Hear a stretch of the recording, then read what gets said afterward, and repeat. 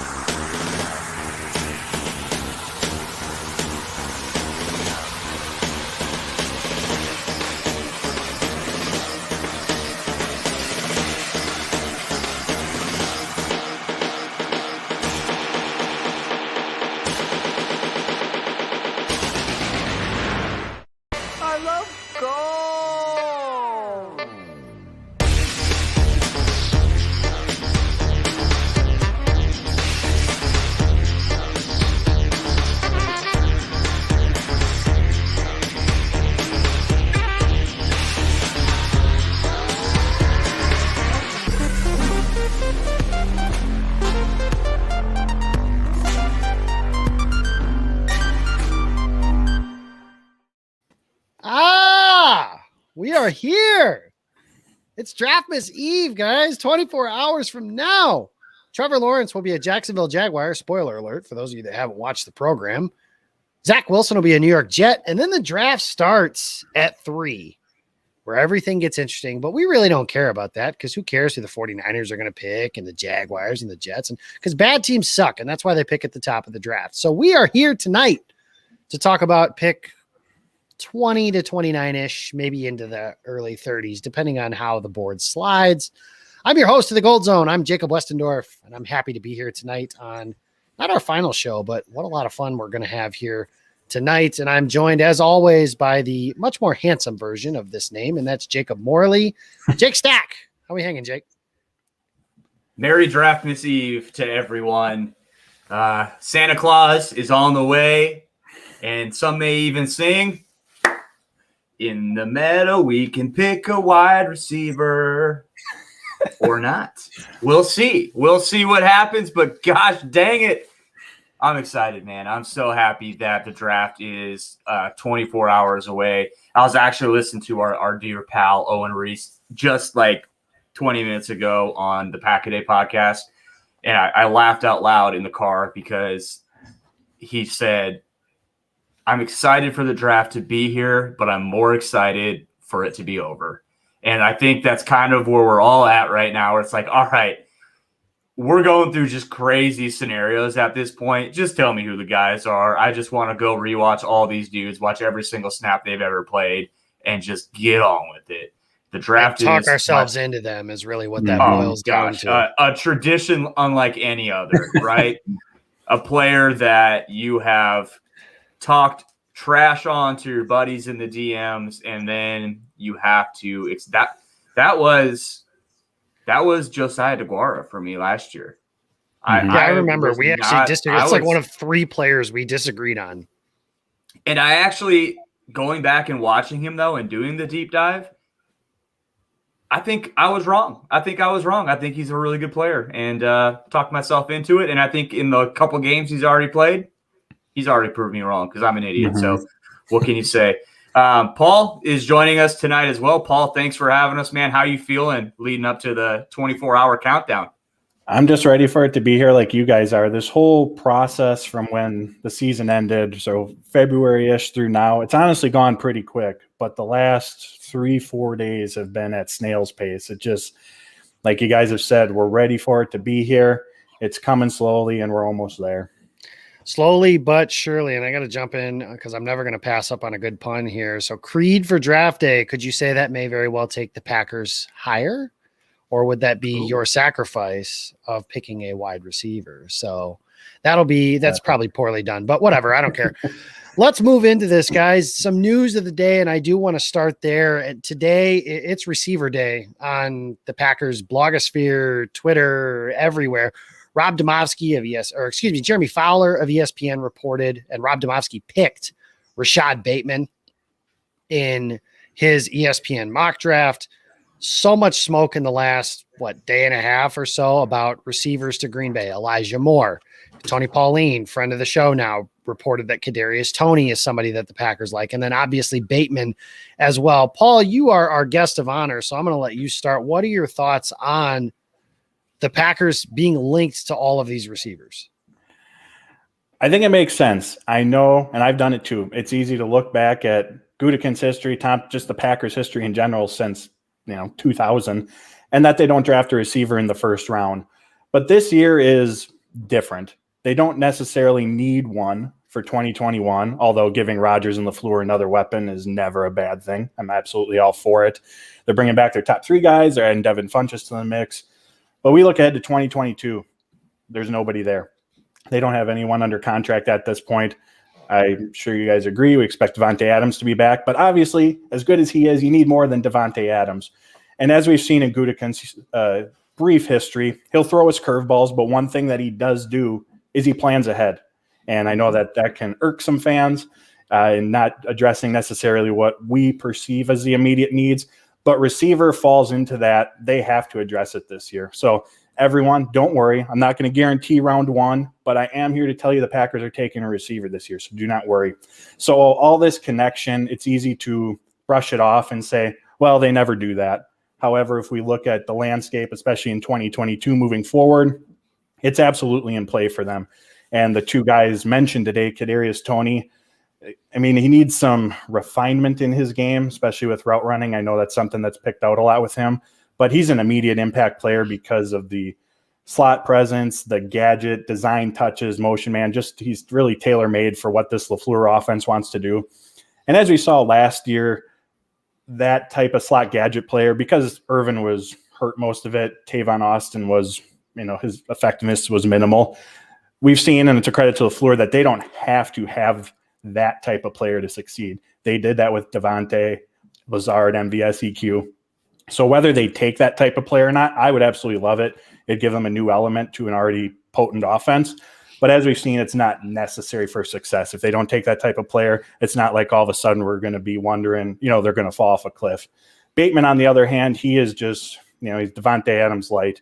He is refined route running, can make impact plays in all parts of the field, win downfield, win off the line of scrimmage. If Packer fans want a guy who's going to step in day one and take this offense to another level, he is probably in the Packers range, the best option out there. So I certainly think that all this clamor about the receiver position is more warranted than what it typically is. And I'll also add one other thing. There were legit rumors from last year that the Packers were interested in trading up for Brandon Ayuk. So it's not like this is foreign either. No, Ayuk and Jefferson. He's Paul Brettel. I'm Jacob Westendorf. I've got Jake Morley over here to my right, talking about the Packers right now and the potential of wide receivers. And Jake, I made the joke earlier that I cannot wait for the Packers to take 2 receivers in the first 3 rounds, and then for them to lose in the playoffs next year, and then for everyone to bitch about how bad their defense is. And why didn't they address that? But at least they got Aaron, that first round receiver. Can't wait for that. And I know I'm mocking it, and I'm going to talk about my feelings on this a little bit later. But what are your thoughts specifically on the report of those 3 guys specifically?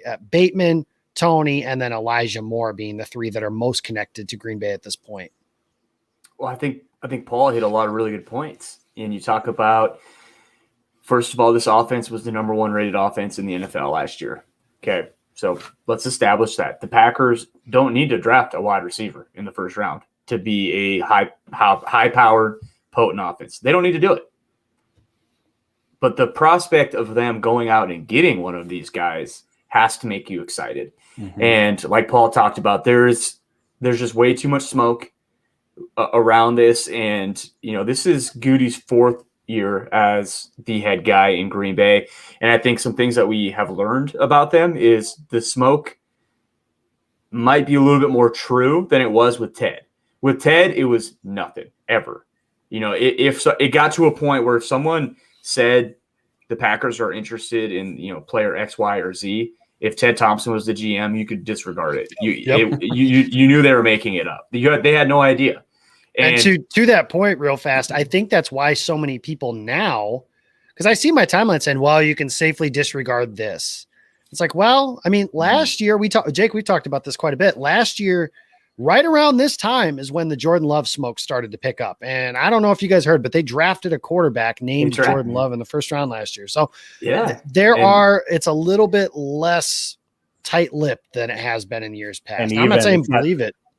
I was going to say it's not draft related, but Aaron Jones. Nobody thought that was happening, but every couple months, another rumor, and then boom, he's resigned. Right, and the same was with Bakhtiari and Kenny Clark, and this is why everybody's saying if they take a receiver in the first round that Devontae Adams is on his way out the door. No, he's not, because it's been reported 27 times over that they're working on an extension. Gutekunst pretty much told you in his press conference on Monday, we're working on something with other people. Hint, hint. 17. 12, 55. Those are the guys that they're talking about, because they can't just move.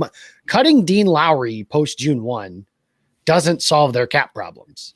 In fact, they may not even end up doing that at some point. So that's all beside the point. We got a guy here. He's going to be a guest on the show in a little bit. Best Gopher prospects in years, and that includes Winfield Jr. Ivan, for everybody that knows, he's a Gophers fan.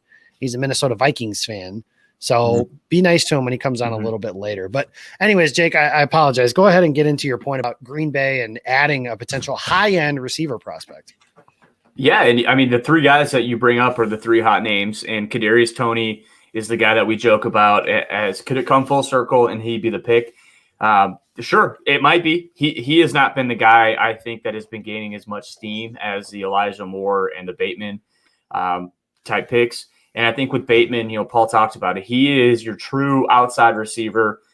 He can be that presence on the outside. He can take some of those jet sweeps, but he's not really the motion guy. He's a guy you're probably going to say, hey, you can play all the spots, but we want you to win from the outside.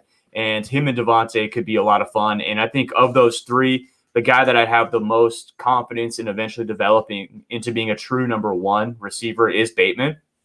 But you get away from him, and he's interesting because I'm on the record as saying early in this draft process, I was lower on him than I think a lot of people were. And he's had a really interesting draft process because if you watch the 2020 tape, he's not like he was in 2019.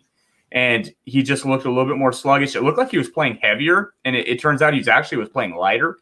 And he had COVID. He opted out, opted back in, opted back out. He just had a really weird 2020 season. So if you're basing it all off of that, I think he has some reasons to kind of explain away why he wasn't as explosive in 2020. But he comes out, performs really well at his pro day. It looks like he is locked in on getting back to that 2019 form. And I think if he plays like he did in 2019 and 2020, he's right up there firmly in the conversation with, the Waddles and the Devonta Smiths. But he didn't. So he's got that little bit of, that kind of hanging over his head a little bit. But then you look at Elijah Moore, and he's another guy that early in the process, I was kind of like, I keep seeing him go in the first round. I can't see it. But then as you watch him more, as you think about it more, and Jacob, we talked about this earlier today in the DMs. He's Jalen Waddle light. That's who he is, because you look at a guy that is primarily going to be a slot type option. From the slot, he is a nightmare vertically. Him or Waddle are probably two of the best vertical threats from the slot in this entire draft class right now. And Peter will talk about this when he's on. Right now, Elijah Moore is a better route runner than Jalen Waddle is. He is. That's a fact. The big difference is Jalen Waddle is more of a dog with the ball in his hands. Like, he is more dense. He can break tackles. He's going to make people look silly. Elijah Moore is not as much of that. He's more of, I'm going to slice you up with my feet, with my routes, with my understanding of what coverages you're throwing at me. I'm going to catch the ball, and I'm going to get probably what's there, what's available. And I'm not going to make a lot of guys miss. I'm not going to not miss, but I just think when guys get their hands on him, he's going down because he's not as dense. But I don't know if it matters, and when the ball is in the air, both Waddle and Moore, both those guys have a my ball mentality. Like, if that ball is in the air, if it's in my radius, I'm bringing that ball down. That ball is mine. And they both play that way, which is a ton of fun.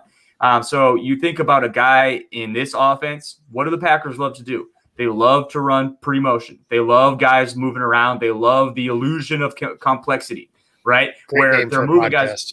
Yeah, great podcast. And it's something that is so ingrained into what Matt LaFleur wants to do. I could see him very much as being like, I'm sick of, and no disrespect to Tyler Ervin, I'm sick of messing around with those types of guys. I want a bona fide stud week in and week out that I can count on, that can be that guy for my offense, because my offense doesn't work at its full capacity without that guy. So that's kind of the case for Elijah Moore for me, for him just being like, F it. Like, I need this guy. We're not waiting until day 2. We're not waiting until day 3. Give me him in round 1. Let's make 12 happy. Let's make sure he's keeping happy. Because on top of that, Elijah Moore, when you're asked to do that stuff in college and you're moving all over the place, and Ole Miss is basically asking him, hey, you be the guy that's going to dictate to us what the defense is doing by moving. You also need to know what they're doing. And by the way, we're probably going to throw you the ball 75% of the time. He is an intelligent football player. 12 cares about that a lot.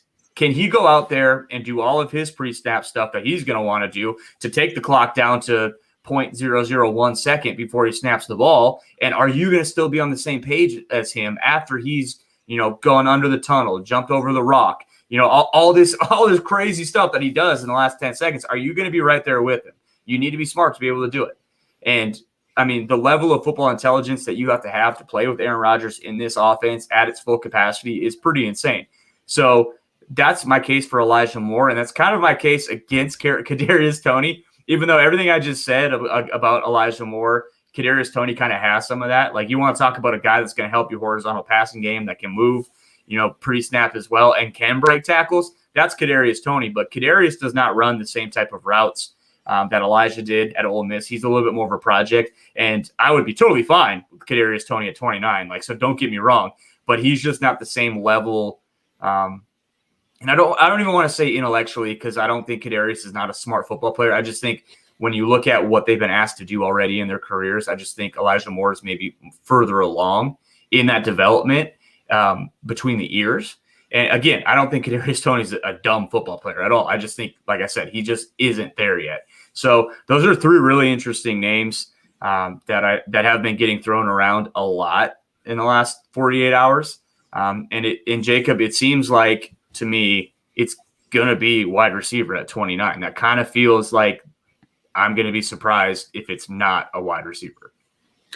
Let's get into it. Paul, we've got you for a little bit more time, obviously. So, Paul, let's jump into, what if it's not a receiver? Like last year, like we mentioned, I think we were all pretty much assuming they're just going to cross off Rashid Judy and then Lamb and then Rager and Jefferson and, whatever guy they circle there at the bottom is the one that they end up picking. And then obviously that didn't happen. So what if it's not a receiver? Who are some guys that you like in that first round, 20s-ish, late first round range that Green Bay could target?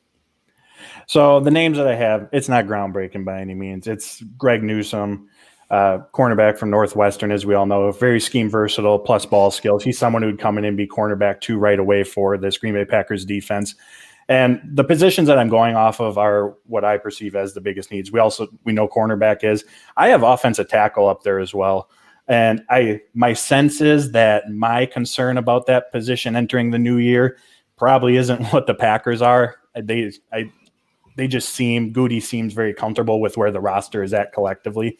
But offensive tackle for me, we don't know when Bakhtiari is going to be back on the field. That leaves Turner and Jenkins as the starters as it is. Yosh is the only true tackle backup that they have. And if that's your configuration, that means one of the guard positions is Ben Braden or Simon Stepaniak.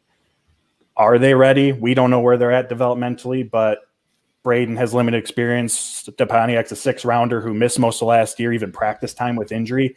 Are they ready to start? Maybe. My guess is no. So that's where I have my concerns along the offensive line. And if they can land a day 1 starter, that really alleviates those concerns, because then you have, for example, Turner and that rookie at tackle. Jenkins moves back inside. Then you have Patrick, John Runyon. That's a unit. That's a strong unit right there. And then obviously when David Bakhtiari comes back, you have that flexibility. So from that perspective, someone like Tevin Jenkins is another one. I know that's a popular name. I just love he has that to the whistle, just mauling guys. And the echo. Yeah. And I mean, that just gets you excited about offensive line play, seeing that. Another name, Liam Eichenberg.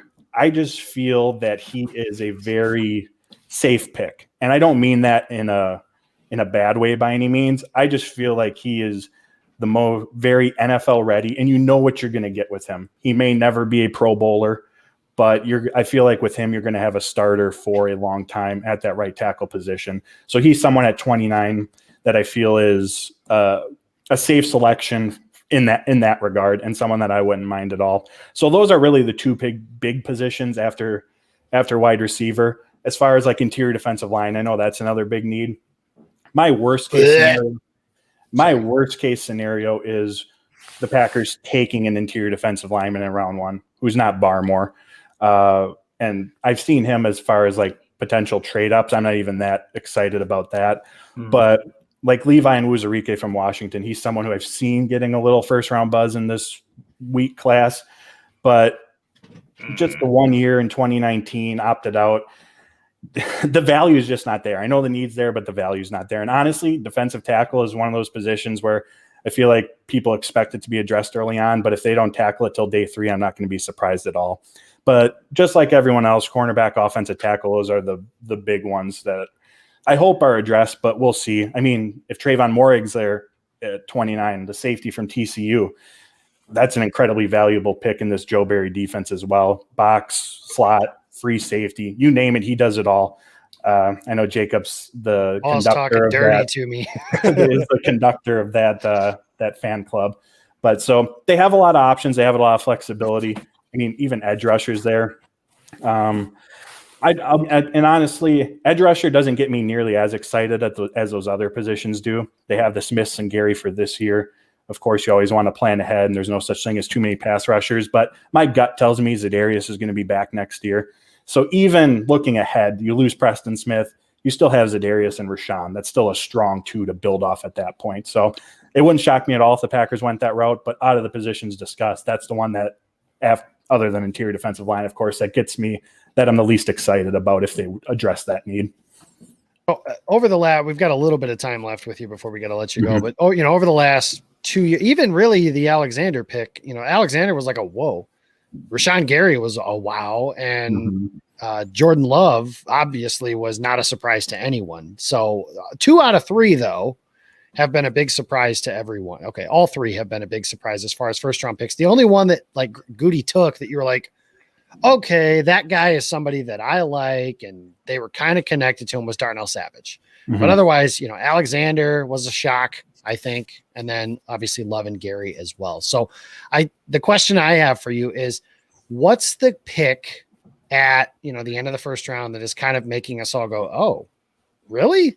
And then maybe you talk yourself into it, maybe you don't. But who's somebody that you think Green Bay could pick at the end of the first round that makes us all go, okay, I did not see that one coming? It's a good question. I'm going to go back to the edge rusher position. If there's someone like Jalen Phillips there, I'm not going to go, whoa. Like, that's a high-end prospect if you happen to fall to that range. But along those lines, Joe Tryon from Washington, he's someone that I've seen getting some steam as far as first round potentially. But he's very, very Packerish. I think he's only 21 years old, tested incredibly well athletically, has tremendous upside, and they'd be bringing him into a position group that we discussed, the Smiths, Gary, where, like Goody likes to do, they don't have to rely on him heavily right away. And so they can try to tap into that potential. So that's a name and a position that I could see happening, but I don't think it's on the radar of many. Yeah, the name that I thought you were going to bring up was Boogie Basham, just because he seemed. But the question they obviously have now is, are the edges? And somebody I know did a story called Pet and Edges. Is that the same under Mike Smith? So that could be an interesting thought on that. He's Paul Brettel. You can find him on Dairyland Express, Cheesehead TV, and the Packers Unscripted podcast.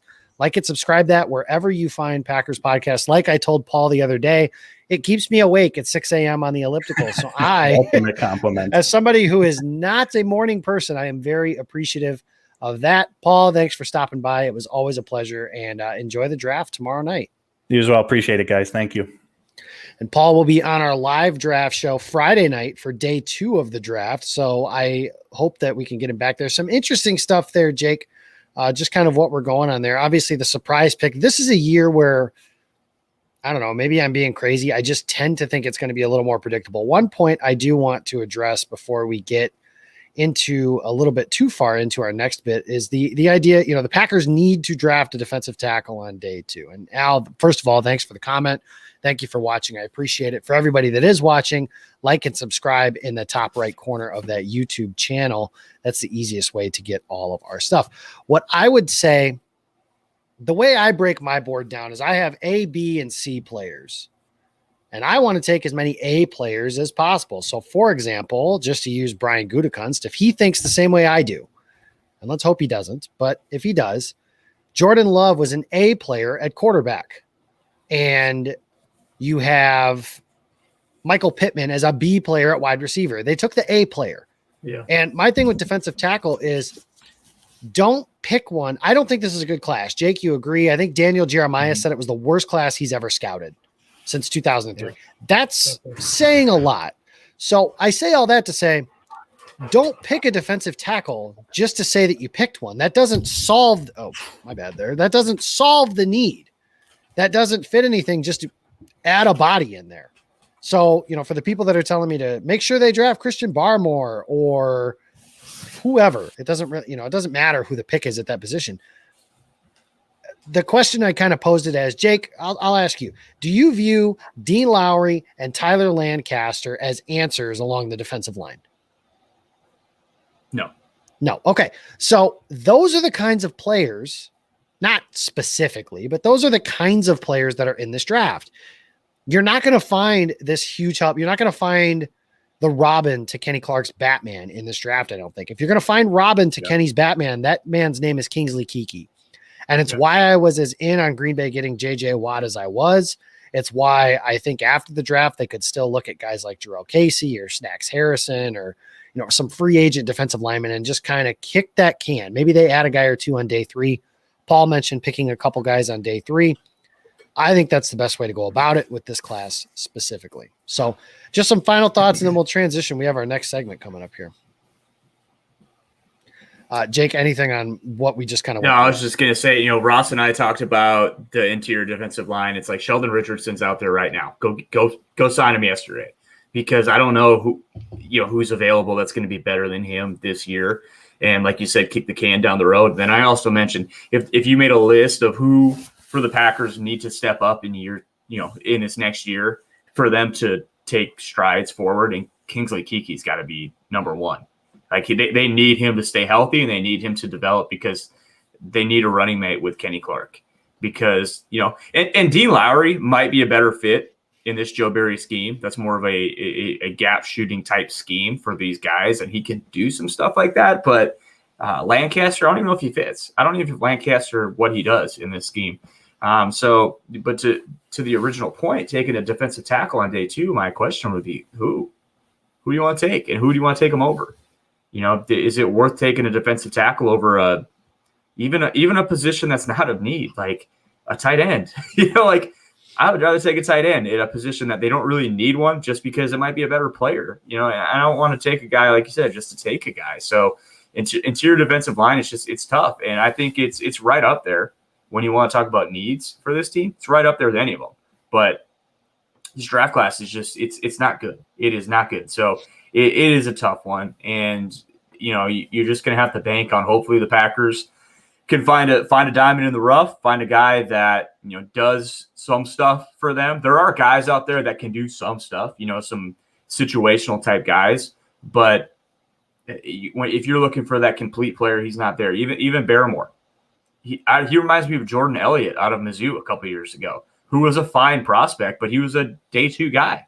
And honestly, that's where Barmore should be. He should be a day 2 guy. He's going to get shot way up the board, because he's really the only defensive tackle, interior defensive lineman in this draft class that you can look at and say, wow, he might be a player someday.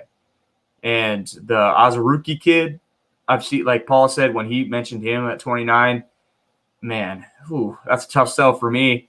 I think he's the second best defensive tackle in this class. But at 29, in a typical year, he's probably going 50s. And that's probably more so where he should be going. So that's a tough one. And it's just kind of tough sledding for the Packers at that position right now.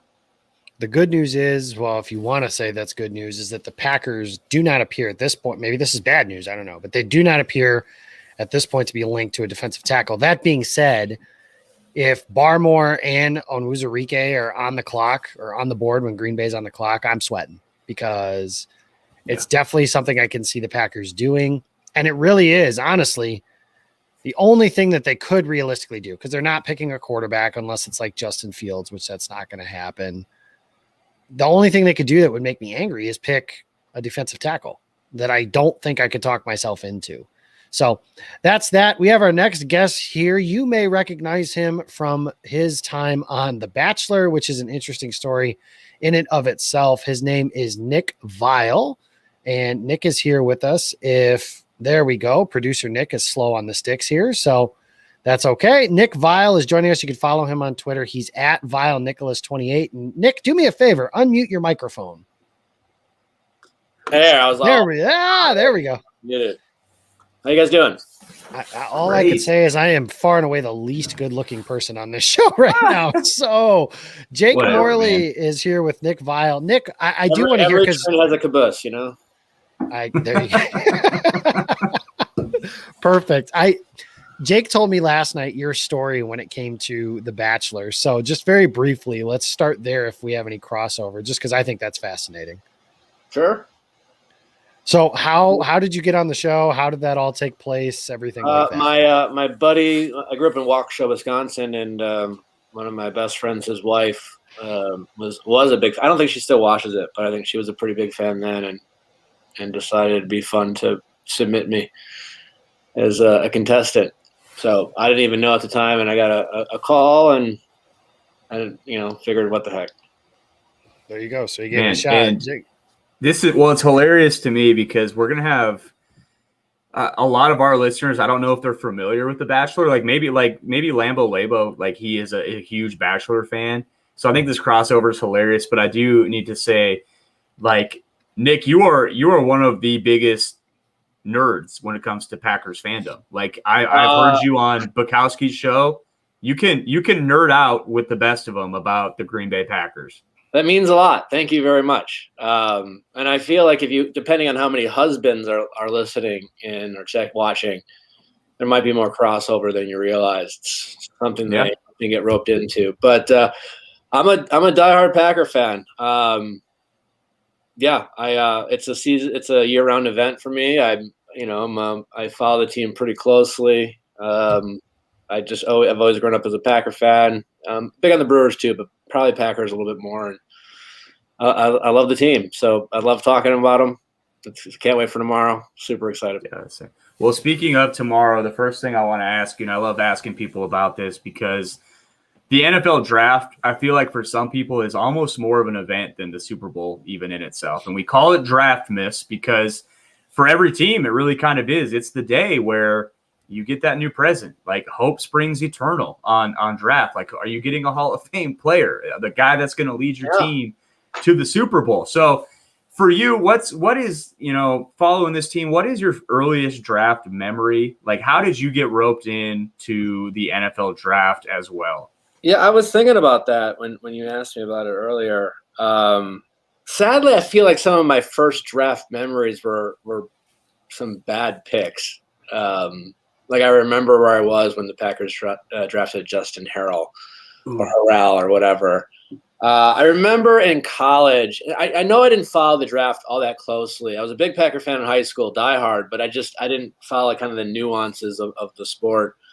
It was in college I really started paying attention to it and listening and watching the draft. And I remember a Saturday when me and my college roommate, we were playing NCAA football and Madden football simultaneously while building a dynasty and a franchise. Of course, and having two TVs and having the draft going. And then I remember the Packers drafted Amon Carroll.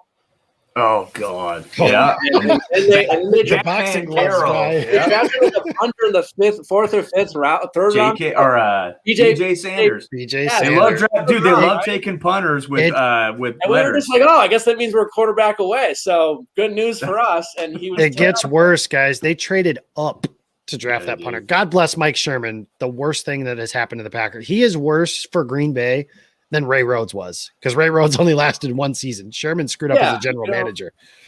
Yeah, it's interesting enough. Ray Rhodes 10-6 or 9-7? 8-8, right? 8-8. That's why he got fired. Yeah, it wasn't exciting. It was weird. So that's probably my most distinct remember. I don't have a more vivid earlier memory than that one. Yeah. Ahmad Carroll was the kid out of Arkansas that was just super fast, right? He was super short. fast. And then they before they cut him, they'd make him practice with boxing gloves because guys who just kept holding people. When he got in a fight, penalty. He got in a fight with Joey Thomas, the guy that Joey Thomas. He was a second rounder, and Thomas was one of those guys who was was one of those players. You're always he was like remember Mays, the receiver in the Favre Derek Mays, Derek Mays, yeah. When we drafted Derek Mays, everyone was like, he's going to be a stud. He's got the best hands, and he just nothing. He just never really did anything, and that was kind of a Joey Thomas guy. The Joey Thomas one I remember too is when they traded him. They traded him to, I believe it was Dallas, because that's where Parcells was at the time. Yeah. And the criticism at the time was like, well, if Parcells think this kid can play, then everybody must, Packers must be missing something. And the reality was that both of them sucked. Carroll was bad. Bill Belichick's it brings in a lot of players and then whatever. Belichick, the coach, covers up a lot of the sins of Belichick, the GM. I think that is definitely the case. 100%. Yeah. And he's just, he might be better as a coach at finding a spot for a bad player based off of specific talent, and scheme it up. He knows what he needs. Jacob, I want to ask you the same question. I love asking people this question because the draft is such a fun thing. What's your first memory? Because I remember my first memory goes way back to Antoine Edwards or Bubba Franks. Even. Mine goes further back, and it's because of my dad. So anybody that follows me knows my dad, diehard Philadelphia Eagles fan, and the first draft I can remember watching very closely. I remember Peyton Manning and Ryan Leaf, but not really. But the first draft I remember watching was when the Eagles I think they picked second overall, and they were going to take Ricky Williams. And my dad is screaming, swearing at the television, how the F can you take Donovan McNabb? Who the F is this dude from Syracuse? Blah, blah, blah. And now my dad's been an Eagles fan since the 70s. By the way, Ivan, you're in here 38-7. My dad would want me to say that to you. But you ask him his favorite player ever, Donovan McNabb. Insists McNabb's a Hall of Famer, all that stuff. It was just hilarious. And then that story also goes into, maybe my dad should stop talking about quarterbacks. Going further out is Brian Brahms' first snaps of the preseason. He said that was going to be the Packers' next quarterback. I have one of my good buddies, another old roommate. I still give him crap to this day because he's just talking crap about Jordan Love all season. I'm like, dude, you were the guy who said Brian Brahms the future and we should just trade Rodgers and bring back Favre. And I was just like, so just shut up. You're right. You literally say nothing. I was thinking about this the other day when the Packers traded a first-round pick for Brett Favre. And, that's easy to, not make a big deal about now because he's a Hall of Famer. But at the time where we gave up a first-round pick, we would have been happier with a bag of balls. Imagine podcasts and blogs, and sports talk radio was what it is now, and we understood the draft and how the games change, we'd be losing our minds. They would trade draft picks back in the day like pocket gum. And it would be the equivalent of somebody trading a first-round pick now for Jordan Love.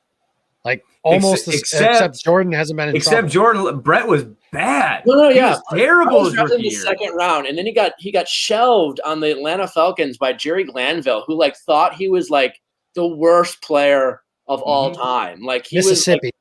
He was buried on the depth, and probably rightfully so because Favre was a drunk back then. He talks about how he showed up. He still is. Yeah. So whatever. I mean, and he's talked about his struggles. And I just think it's hysterical and obviously great story because he's a legend and one of the greatest of all time. But man, it would have been fun to watch and see all the people's reactions, only for them to kind of eat their words years later. Producer Nick's on the sticks back behind us here, and he wanted me to say that he was a traveling road show. That was the way Favre described himself when he was in Atlanta. Nice so it was crazy just going through all that stuff. Jake, to finish your other story, the other thing I remember, and I'll never ever forgive Ron Wolf for this, but it was Randy Moss. I was like 6 years old, and I saw the sexy player catching touchdowns, and that was who I wanted. And instead, he haunted my team forever. I feel like he's still scoring touchdowns. I don't remember. Who did they That take was Vonnie Holiday. Oh, yes. I mean, but Or Moss wait was a minute. before. It might have been no. Then it might have been Jamal Reynolds, which is worse. Yeah, we definitely did. We didn't pass though, right? The Packers. Yeah, they did. They passed on him because Moss went passed like on him, yeah. 18th, and Green Bay would have picked. It would have been Vonnie Holiday then. There's stuff like that. Like you'll hear the Yep, stuff that there you breaks go. your heart.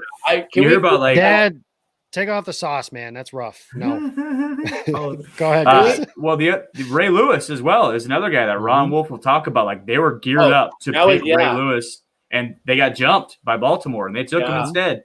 And it's like you hear this stuff after the fact, and it's just like, man, like for every Brett Favre story, there's a story about the guy that we wish we would have gotten instead. So it's wild. And Nick, you brought instead. Who did we draft instead of Ray Lewis? Because it was like they didn't know what to do. I don't even know. That would have been what 1996. Producer Nick, you find who we drafted. And I feel like that's kind of what happened. I feel like it's how we ended up with Justin Harrell. That feels that way, but I know that's not true. Oh, you do? They loved Harrell. Well, Justin Harrell was 2007. 2007. I was in high school when that happened. I remember. There we go. Here we go. I remember. I was a senior in high school when they drafted Justin Harrell. I was at a baseball game on my Razor phone that didn't have internet, and I was looking at something, and it took forever to load. And I remember when it finally loaded, and it said Justin Harrell. And I was just like, who is that? Like, I don't even know who that is. And my first instinct was right. But I do know they love Justin Harrell. Like they were more excited about Justin Harrell than they were when they got Raji. And it's just his back. Like he just couldn't ever get on the field, which, hey, there's a guy in this year's draft class that's got back issues that has been rumored to fall to the Packers. So if that's any warning, maybe they're not so gung. Caleb Farley, the Virginia Tech corner, who is is that what it is? I've been seeing him pop up, but they keep talking about his injury. Yeah, he's a legit top 10 talent, but he's had 2 back injuries, and he's risky. He's risky, but Jake, Nick, before you move in, because I do want to throw this out there, we finally got it. John Michaels was the guy they picked, the offensive tackle, when they got jumped for Ray Lewis. Yeah. Of course, John Michaels. Like, why didn't we know that? You know what? The people in Green Bay were much safer for Ray Lewis having that. I didn't realize that the Packers took Holiday over Moss. That hurts a little bit. It does. It stings. Vonnie was just okay, and it was because Reggie White retired, and they wanted to replace him. But like Randy Moss is maybe the greatest receiver ever. So you really want to get hurt? Look at the Tony Mandrich. Nope, don't need to. They passed on for that guy. Go on. Next. In the words of Drew Rosenhaus, next question. I wasn't a fan then. It's too early. I didn't care either. I wasn't born. So sorry. I wasn't. But I wasn't born. All right. So Nick, this is the question. I'm really interested to hear your answer on this. So if you're not familiar with The Bachelor, which come on, we all are anyways. But Nick, so in your time, you were a little bit of the bad boy of The Bachelor for a time. Where I think there were people out there that were actively rooting for you to not be successful, for you not to win for various reasons, right? And then you went out and you've had, as one of my friends put when we were talking about this, you've had one of the best glow-ups in Bachelor history. Did the Paradise Island. Now you're one of the most beloved Bachelors, honestly, in the show's history. So your trajectory has kind of gone from we hate this guy to we love this guy. So I want to Tramon Williams of the Green Bay Packers. Exactly. Yeah, that's what everyone says. But is there a player? Maybe Tramon. Tron's more of an underdog story, but was there a guy? Well, I don't think he really hated Tramon because we had never had high expectations for him. But was Aaron there Rodgers? Kind of like or another under the is like Jarrett Bush, the guy that everyone wanted to cut, everyone hated him. Then he had an interception. Interception.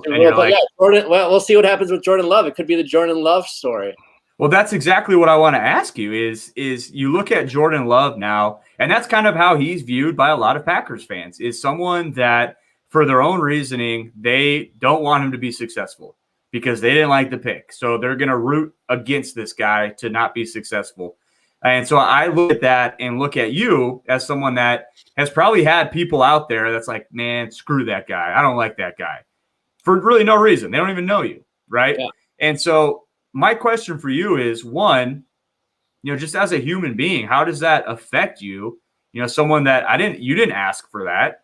Jordan Love didn't ask for that. So how do you compartmentalize that and deal with that? And then secondly, what advice would you give Jordan Love? I know it's completely different. He's playing football. You were on a reality TV show, but it's pretty in a lot of ways, it isn't that different. I mean, it's in terms of, I have no idea what it's like to play professional sports, but in terms of having an incredibly passionate fan base, Packer Nation and Bachelor Nation are incredibly similar in that. So with passions comes sometimes irrational reactions to things they care about.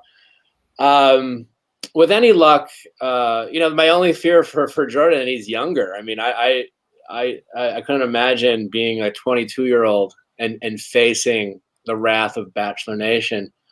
Or their passions. So that will be a challenge to him. If he's smart, he'll stay off social media. He won't he won't watch this bullshit. Excuse my language. He won't listen to Packer podcasts. He'll stay off the internet. He'll just Jordan, you're welcome here. Let me just throw that out here. You're always welcome at Game On Wisconsin. So this is not bullshit, but everything else is. Go on. Yeah. I'm sorry.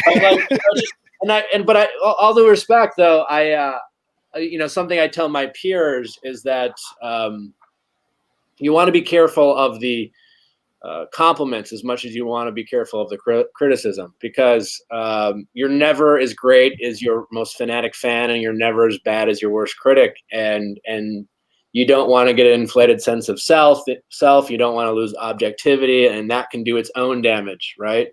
So he really should not, as great as this program is, he should really stay away from that stuff. And listen to Aaron, and get whatever advice he's willing to give in terms of how he's handled it, because certainly being one of the best quarterbacks and playing the most respected position in sports, you have a lot of attention, and Aaron Rodgers is a guy who, he's not Tom Brady in the sense that like he kind of goes his own way, and his own way is incredibly likable, but like open to criticism for kind of, his dry sense of humor and a little bit of aloofness and kind of snark that he has, which I very much relate to. But certainly Aaron's had to do that, and I'm sure he's got a lot of advice to give Jordan. I would just tell him to stay off his phone, and I hope he does.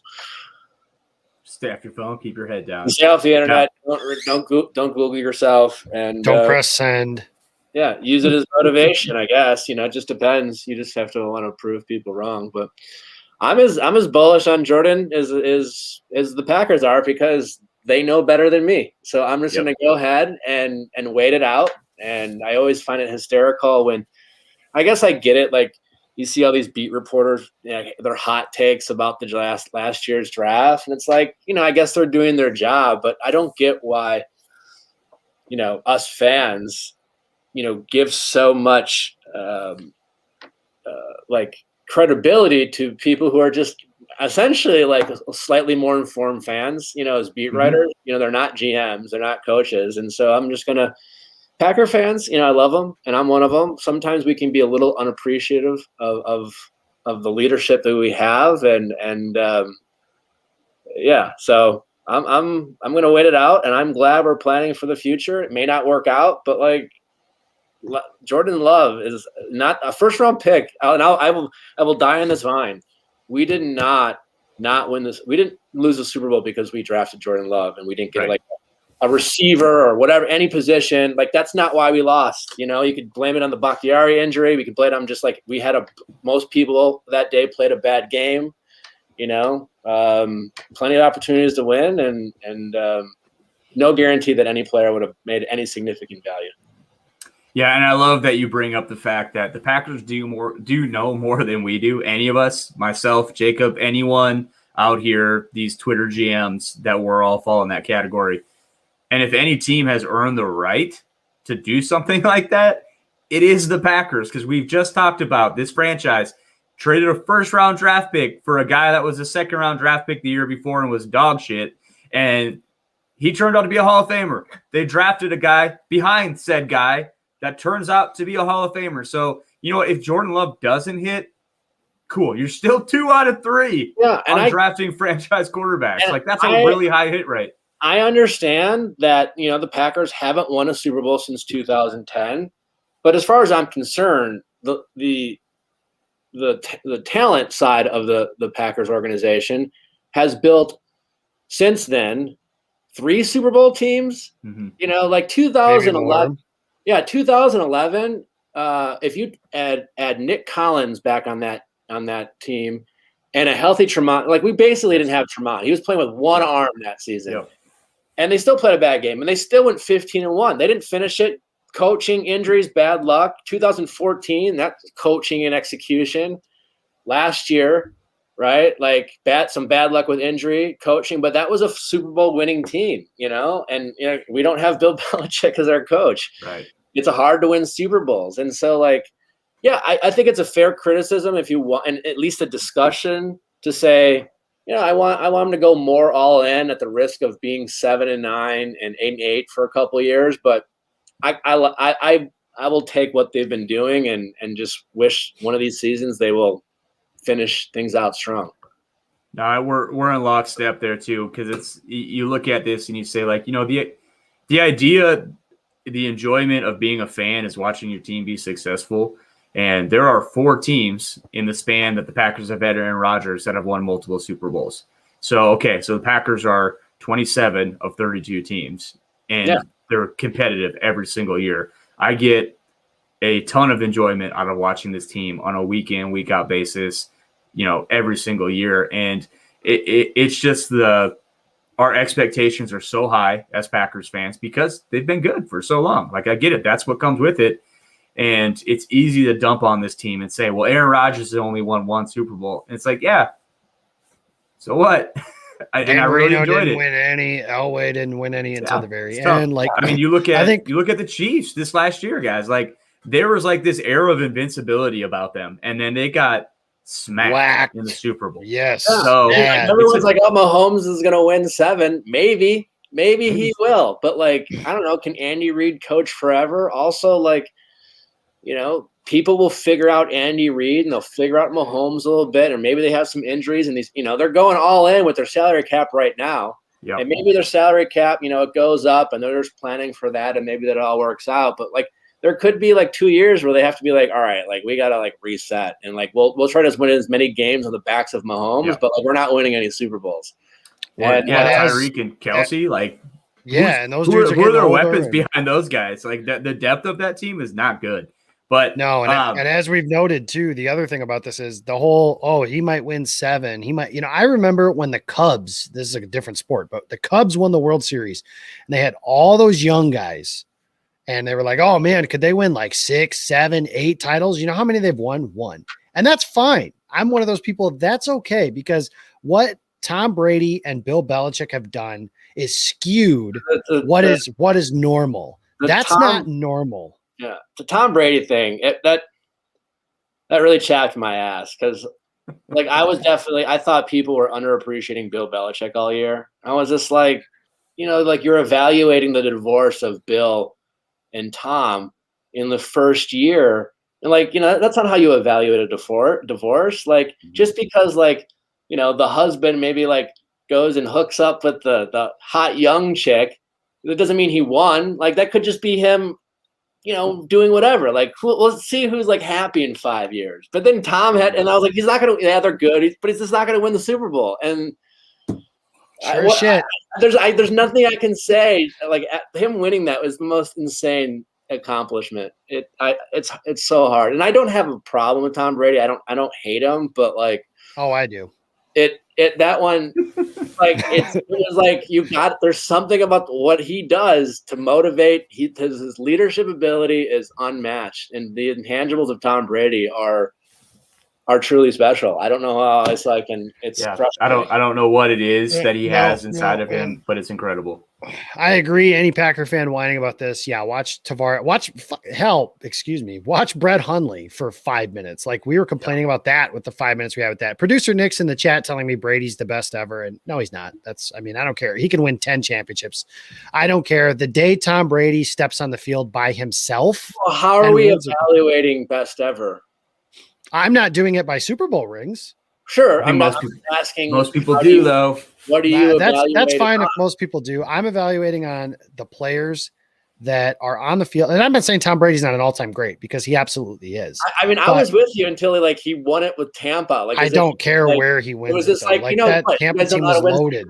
Oh, it was so irritating. That Tampa team was loaded too. I mean, I just think the best teams win championships. Brady's been on the best team a lot. And a lot of times they have been the best team because of him, but he's the only dude I know that can play like crap and throw 3 interceptions in an NFC championship game and his team still wins. When it comes to, I'm just talking players I've seen. I turned 30 in September. Peyton Manning, Aaron Rodgers, and Patrick Mahomes are all better than Tom Brady. The hardware is not going to prove that. What they can do in the field, like on a down by down basis, I don't think there's any question in terms of playing the position, but yeah, and I get it. That's where Brady's an all-time great, though. I mean, he does absolutely his best asset is he executes. He does what he's supposed to. Tom Brady. So here's what you can point to. I agree with everything you guys are saying. I think Tom Brady, intangible wise, he's way down there. But when they need it, when he has to get it, he's always. Oh yeah, you're always afraid. You're afraid. And you look at Aaron Rodgers this last year. I love Rodgers, and I catch flack for saying this stuff all the time. So let me lead with I love 12. But Jair Alexander gave him 2 opportunities in the NFC Championship game to put that game away, or not to put it away, but to get back into it. Yeah, they were down 5, and they got the ball back 3 times and done nothing. Yeah, they didn't get it done, and some of that falls on 12. It has to. You could, and everyone else gets to blame. Oh, he missed the kicked the field goal. The throw to MVS. Yep. He missed it. And again, I can't do that, so I'm not criticizing you, right. Aaron. But yes, there were certainly it was a. Well, I think Aaron would admit that. Aaron would say, "Yeah, he said I it. needed to be he better said there." I know it because he told us. He was like, "Yeah, I missed that throw. So, we didn't get it done. He's going to put that on himself because he's a good leader, as a good leader would. But Nick, we need to get this from you before we leave. So we're gonna do, and I don't know if we're breaking any NBC copyright thing. So we're gonna do a little Bachelor edition of. Well, it's on ABC. I don't think NBC. Oh, good. NBC doesn't care then. But so we're doing a little Bachelor edition of prospects. Okay, so we'll do a condensed version because we really went into the weeds there on Tom Brady and Aaron Rodgers, and I freaking love it. Hey guys, I don't get to talk Packers all that much, so Oh man, you're always welcome on here, Nick. So prospect edition. So we've got 10 players here. So Nick, these 10 players they're rolling up in limousines. They're doing weird stuff coming out of the limousines, trying to get your attention, trying to get you to give them a rose. But ultimately, that's up to you. How do you feel in your heart? Do you feel like you want to give them a rose for this Packers team? So the 10 guys I'm going to list, and we'll just go through here. Just to give me 4 guys. I'll list through them, and then you tell me your 4, and then we'll talk about those 4, and we'll pick one guy. Okay. So we have Kadarius Toney, Greg Newsome, Rashad Bateman, Landon Dickerson, Caleb Farley, Elijah Moore, Christian Barrymore, Trayvon Merrick, Jamin Davis, Samuel Cosme. So those are 10 names that have really been talked about around that 29th pick. All right, I'm going to just go ones I've been familiar with. Bateman, he's from Minnesota, yeah? Yep. Newsome, Northwestern. Is he the son of Craig Newsome? No relation. Not. Really? That's no fun. That mistake has been made a lot, but I mean, you just assume, I don't know. I don't. So I looked this up though. Craig Newsome has a 5-star son though. That's going to school next year. So this could be happening in 3 years. There you go. But not now. The Ole Miss receiver, who's 5'9". Elijah Moore.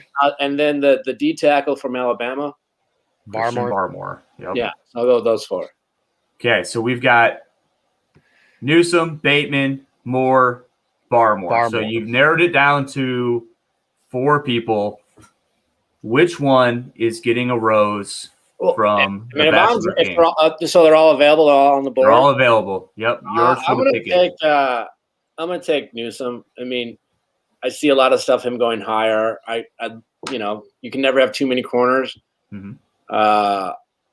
You guys study this stuff way more than I do, but I feel like that Minnesota guy, it's like he's not as athletic as Moore's bigger and but very talented. So it's like what's his ceiling? I don't know. Like maybe it's the same ceiling as 17, but it took 17 for 4 or 5 years as opposed to Randy Moss, who's going to pop the first year. Yep. So I'm going to go with Newsom, and I'm down on 5 guys who are 5'8" in the first round. What do you want me to say? You're a height guy. You care about height, much like Brian Gutekunst. He's Nick Vile. You can follow him on Twitter. Nick, throw that up there for our people to see here. You can follow Nick on Twitter at VileNicholas28. And then if you're watching reruns of The Bachelor at any point, I suppose you could catch him on there as well. Nick, appreciate you stopping by. Jacob, real quick though, actually, I'm going to interrupt you. So Nick, you are doing some of your own independent work, podcasting stuff. Where can we listen to some of that stuff? Oh, thanks. It's I have a podcast called The Vile Files. It's anywhere you listen to podcasts. We have a strong female audience. We talk a lot of dating and relationships, but we do have some guys who call it and listen. And if you're having trouble figuring things out, take a listen. We'll probably have an answer for you. Awesome. So there you have that, Nick Vile. Check out that podcast. Check out a bunch of different stuff that he's doing. Nick, appreciate you stopping by. Like my counterpart said here, you are welcome anytime. That was a good conversation. It was a lot of fun, guys. Appreciate you having me. All righty. Take care.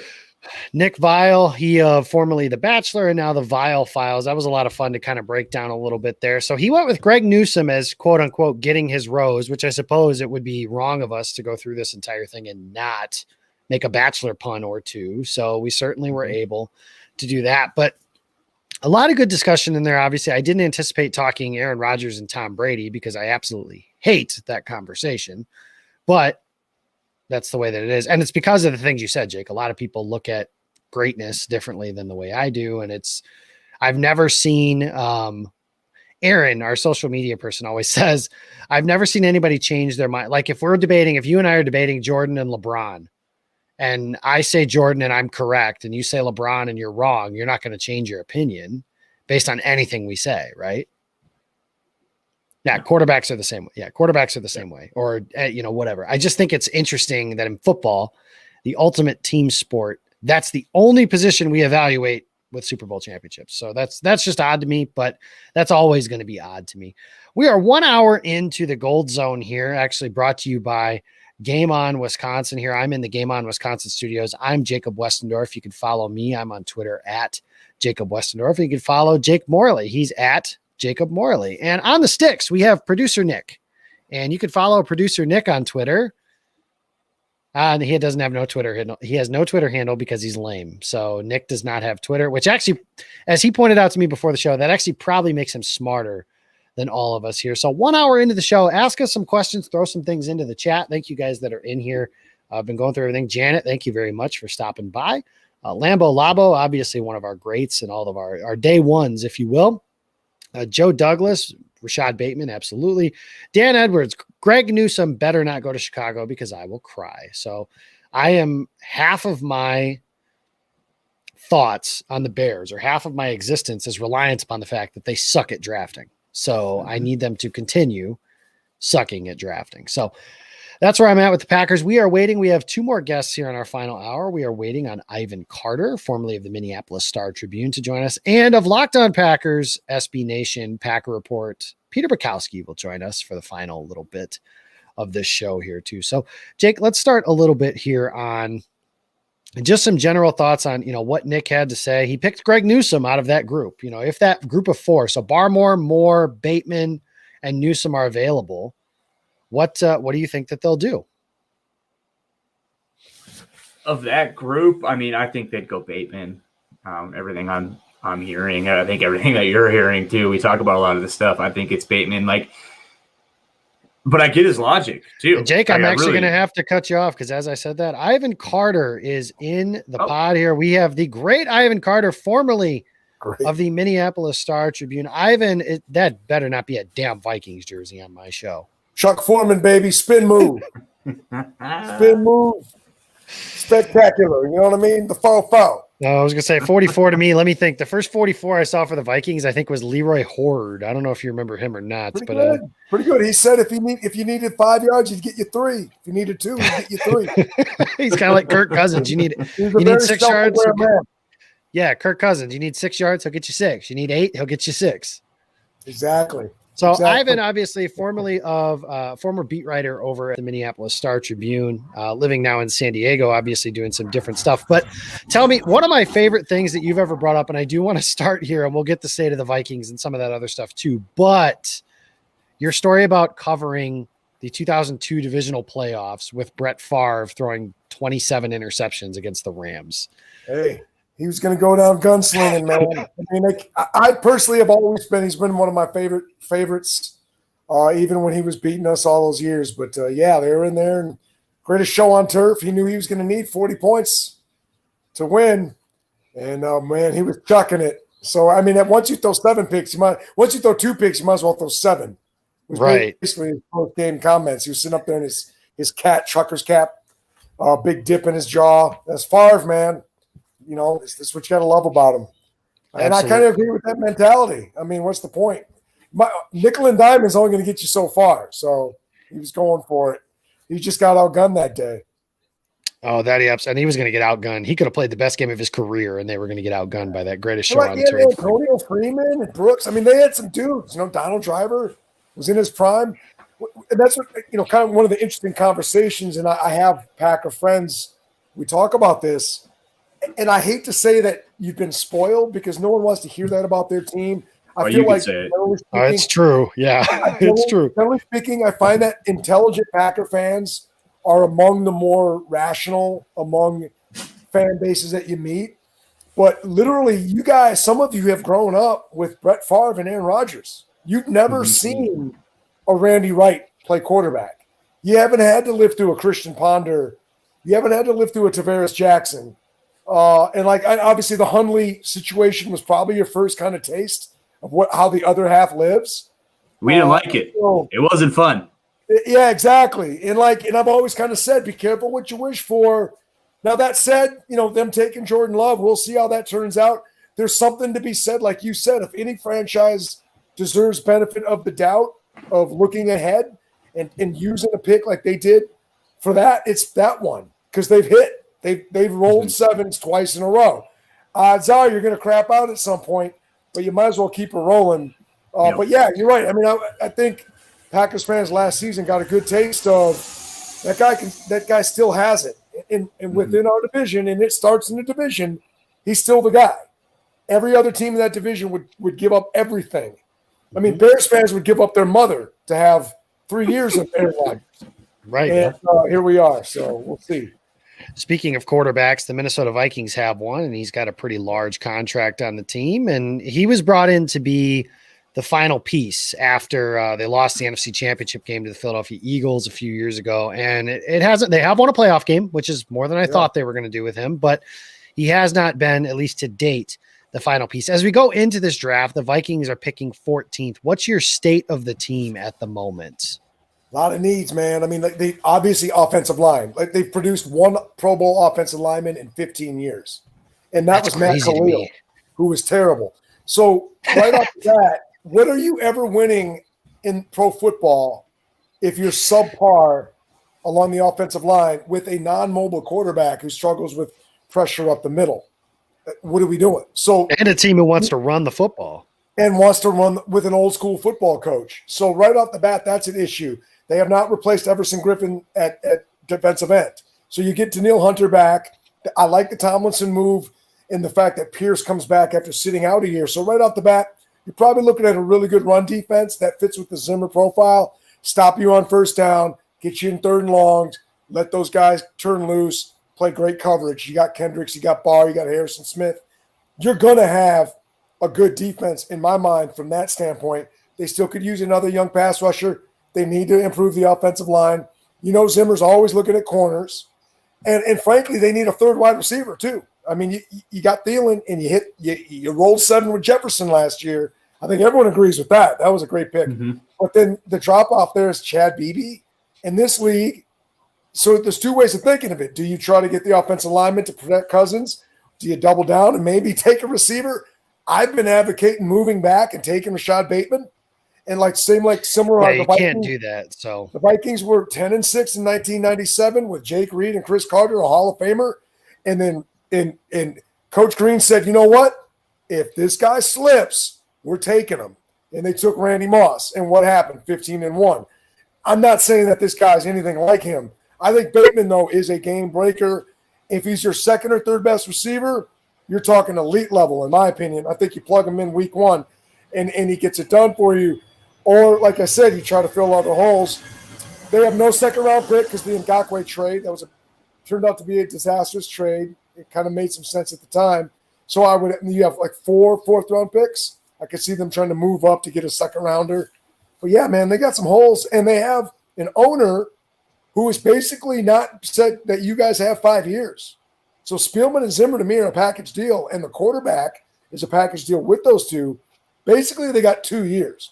So how forward-thinking can you be in this draft when that's your quarterback, that's your cap situation?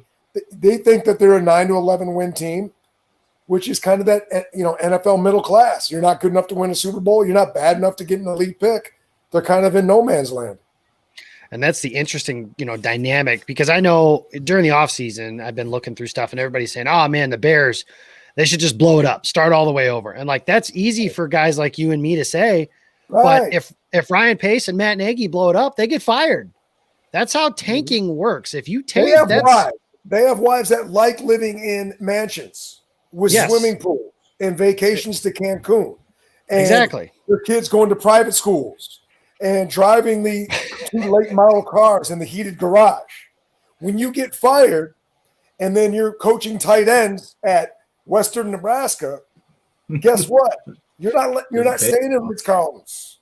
You're not living that fat life. It's easy. So like you said, when you're thinking about your job and the owner has not just explicitly said, now if this owner and the Wilfs are mysterious, they never leak anything. Have you ever heard them interviewed?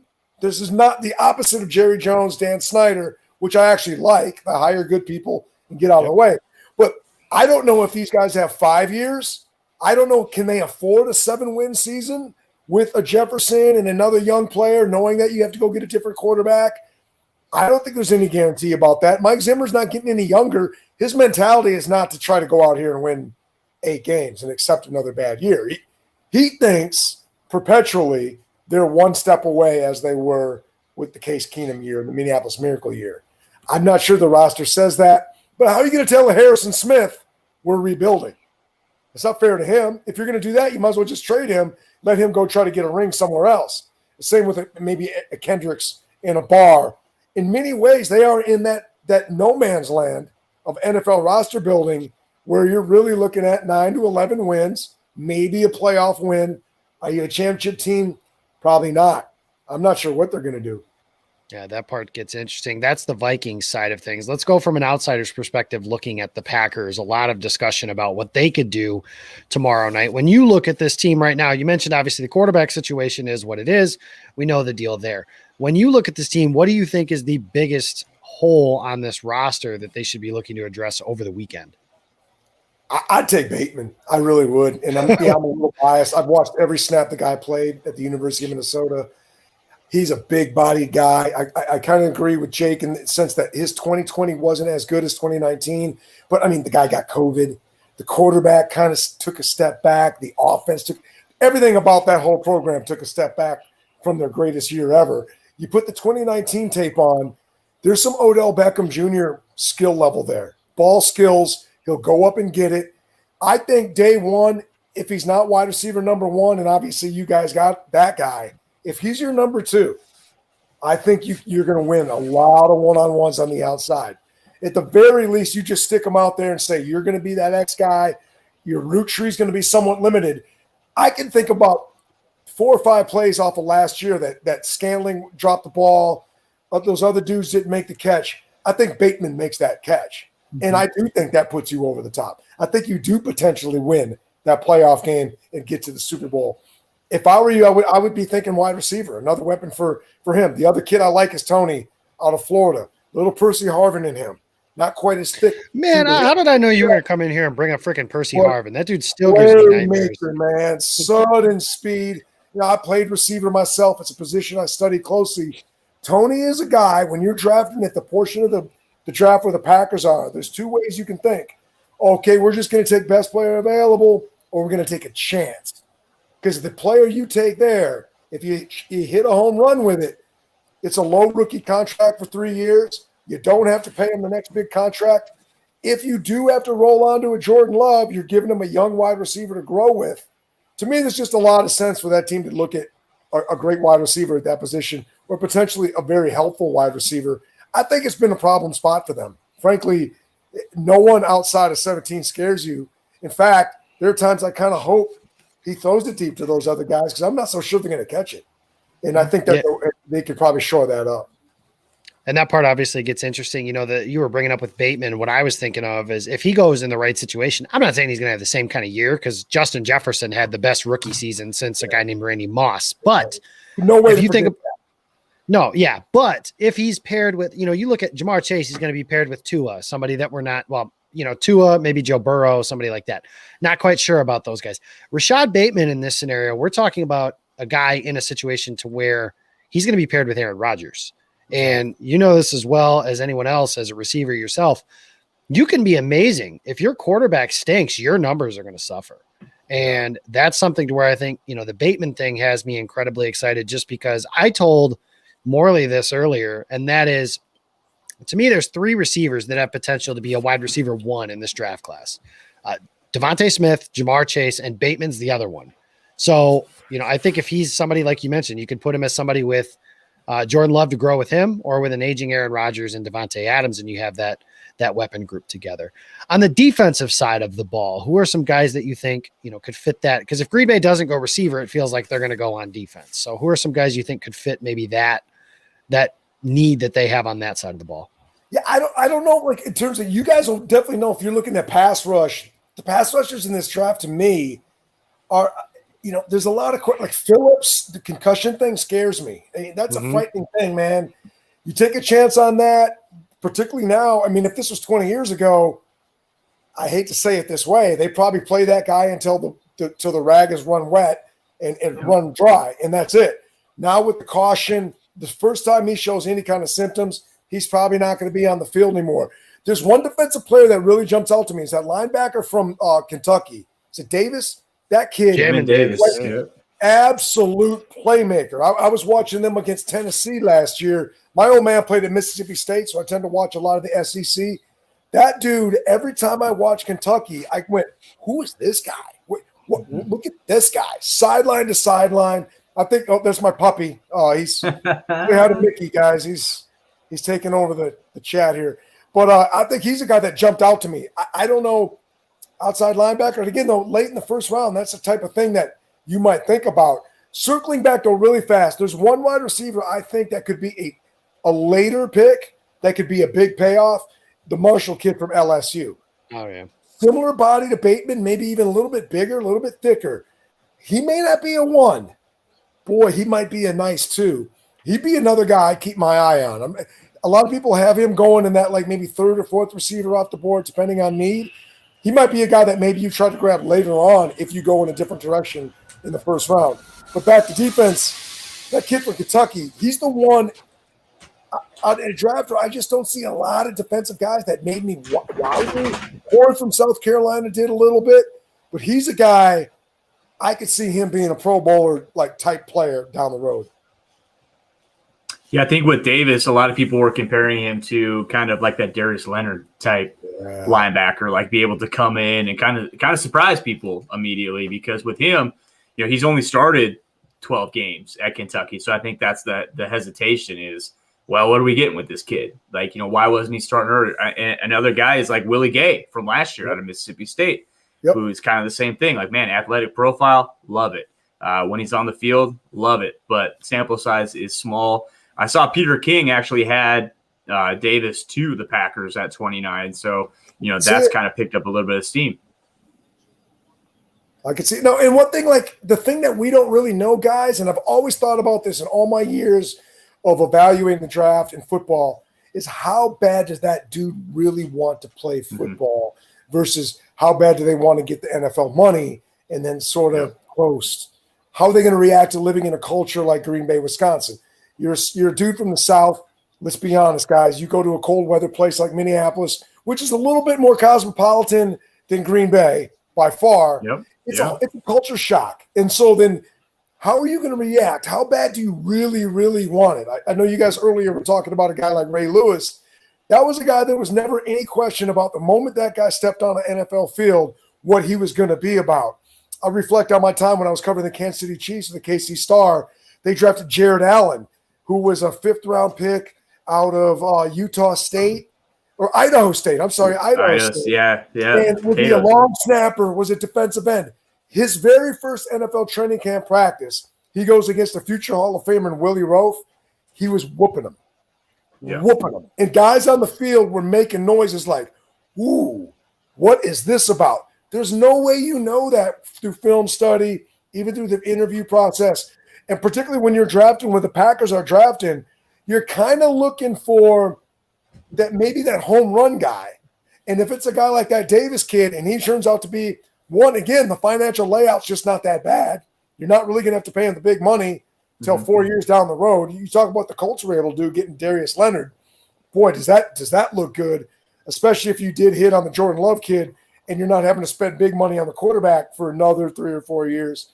That might be a spot that you think about. But again, that's the thing that all of us just really don't know. And that's where you're leaning on your scouts, your security people, the people doing all the background information. And there's just no way of knowing, man. And that's what we always say too, like with the Casey, because I write with some Arrowhead Pride guys, and it's, we talk about, we don't have a medical team. We don't get to sit down with these guys.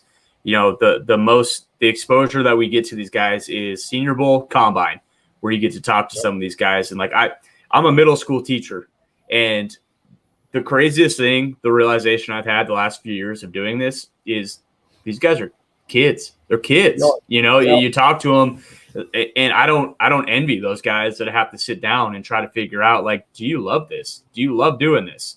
I know you might like it in college. That's still fun. Can you do this as a job? And like you said, there's really no way of knowing. You can get the best guys in the world at it, and you're still going to get some guys that are like Jared Allen that are coming in that immediately you're just like, wow. Like, in either way too, where it's like, wow. Look at Jeff Gladney.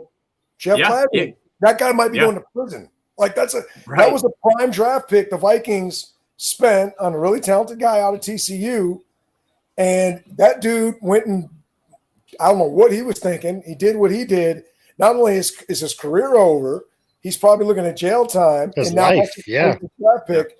Now on the flip side, Cameron Dancer, a kid from Mississippi State, little undersized, little skinny, competitive as heck. He went in there last year and stuck his head in there, was making tackles, very fierce. He looks like a potential 8 to 10 year player at that position, at a prime position, where the knock on him coming in was maybe he wasn't built for it, maybe he wasn't fast enough. You just never know what you're going to get. I'm glad Mickey is back here getting all the attention. That's the character evaluator. You just got to have a dog. Yeah, the first round draft pick Puppy. We drafted him out of a rescue organization out of Mexico. Boy, we hit the gold with this kid. There you go. Superstar, yeah. Something interesting that you were talking about, Ivan, was how like you just don't know until you're there. And that works, both directions, right? Yep. There's a story that Andrew Brandt told a while ago, used to be a cap guy for the Packers, how first training camp, Rodgers rolls to his right, throws a seed down the middle of the field, and he says him and Ted just kind of made eye contact with each other and just were like, okay, we're good.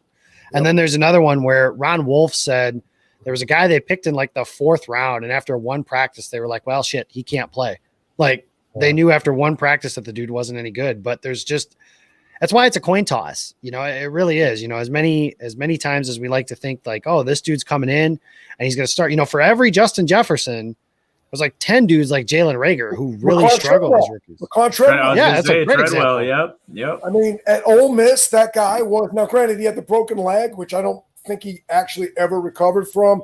He wasn't like a fast twitch guy in the first place. But you guys watched him. He was wide receiver number 1 at Ole Miss, putting 150-yard games on Alabama, on LSU. I thought at the worst case, this guy is, a starting wide receiver. I mean, he's a decent player.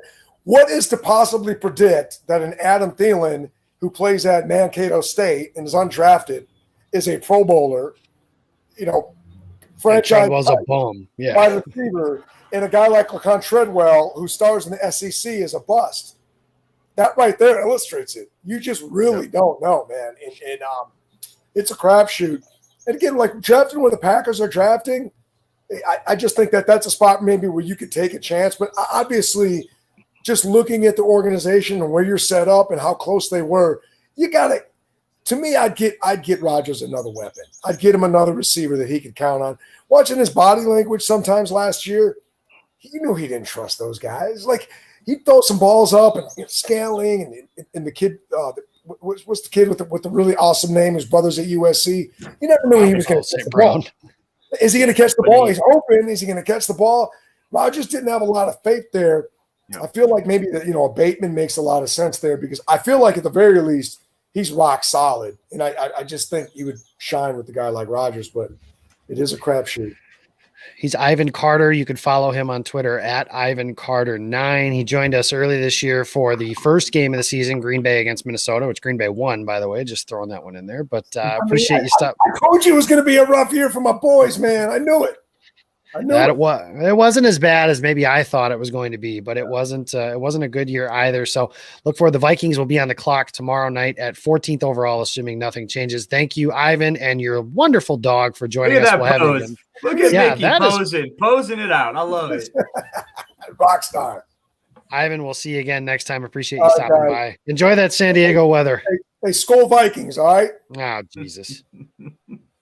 All right. That was Ivan Carter. He dropped the biggest swear word you possibly could on this network, and appreciate that for Ivan for stopping by. But some interesting stuff there. So from an outsider's perspective, and that's why I wanted to have him on. Well, one, you guys heard him talk. This dude, he could coach whatever the hell team I'm on, and I am ready to run through a wall, man. This dude is right there. So I'm definitely on that. Yeah, Lambo, you do. He talks a lot about the Vikings, but he's a fun follow. And I met him.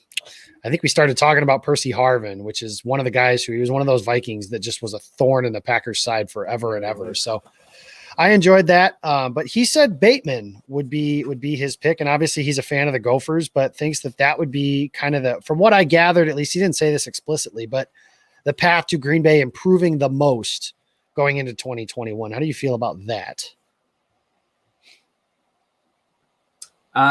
So like you look at the last two people we've had on, Nick took Greg Newsome, Ivan took Rashad Bateman. I think the path for this team to be the best version of themselves in 2021 is Greg Newsome.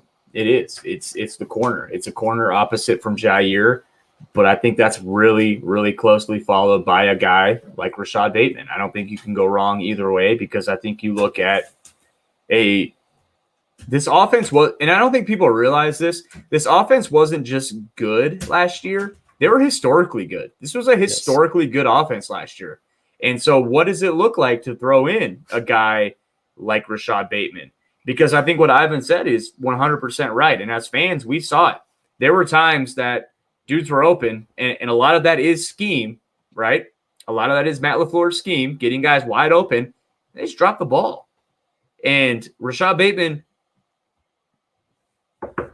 does not have that issue, right? And I knock on wood because I know there's guys in the past that if they do come to Green Bay, all of a sudden have that issue. So I just think, either of those guys, you can't go wrong. And I think our buddy Dusty Evely said earlier today, tweeted out 4 names, and it was Newsome, it was Tony, Bateman, and Moore. So 1 corner, 3 wide receivers. I think all of those guys are going to make this team better in year 1, right? And that's something that we need to talk about as well. And the other thing that I think before Peter jumps on here, Jacob, you've talked about it. This team does not like playing young players at all. Mm-mm. And so I think something we need to keep in mind as we go into this year's draft class, the Packers may not view it the same way we do. They may not be looking at it for 2021. They may be looking at 2022 when they're picking these guys, because typically their mindset is, and a Peter Bukowski adage is, rookies are usually bad, and he's right. They usually are. And so if they get a guy in round one that can contribute, I think Bateman and Newsome and Moore, those three guys, I think, are the highest level of contribution from year one, looking at it right now. Yeah, I would add Kadarius Toney to that list, just because if you have a guy that you can have a specific plan for, like Toney, like Moore, like even Rondale Moore, who you're not mentioning, and I wouldn't pick him at 29, for example, but guys like that. The other thing that'll be interesting, and I can't wait for it, is if Green Bay does take Bateman, and the first day of training camp, the starting receivers in 11 personnel are Adams, Valdez-Scantling, and Lazard. Why would that surprise you? Of course, that's what it would be. Nope, it wouldn't surprise me one bit, but I think Malik Taylor will be repping over Rashad Bateman on day one, probably the first 2 weeks of training camp with this coaching staff. And people, and I haven't even thought about that, but you're 100% right. And people are going to freak out. Like, oh, guess who sucks? Guess who sucks? Oh, dang it. Or why, what are the Packers coaching staff? Why aren't they putting him on the field? He's obviously better. We did that stuff last year with the tight end situation, and I'm as guilty of it as anybody. I love Jay Sternberger as much as maybe anyone in the world. But when people said Tunyon was the starting tight end, I was like, but Jace is better. Well, last year he wasn't. And the Packers apparently knew that. So that's the part that gets interesting.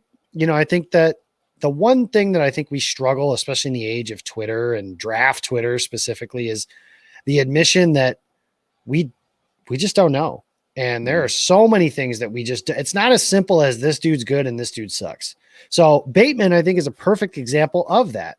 Bateman lost 10 to 15 pounds. Ivan broke it down pretty well, lost 10 to 15 pounds, played and then had COVID and then opted out and opted back in. And the entire Minnesota program was kind of a mess. And it was just one thing after another with Rashad Bateman. And that's why his tape wasn't as good as it was. But he's one of those dudes that I saw him play the first game of the season this year against Michigan. And I was like, that dude belongs with Aaron Rodgers. Like, it just looks like a player and that stuff matters. I mean, that was why Justin Jefferson, I thought, was a perfect fit for that. So we're going to move into our next segment here. And this segment is with Peter Bukowski, he of Locked On Packers, and Peter joins the show now. And this segment is brought to you by Built Bar. Built Bar, use the code Locked On or Locked15 to get 15% off of your next Built Bar. So you guys, I have props. I could have gone to my cupboard and grabbed one if I'd have known that's what we were doing.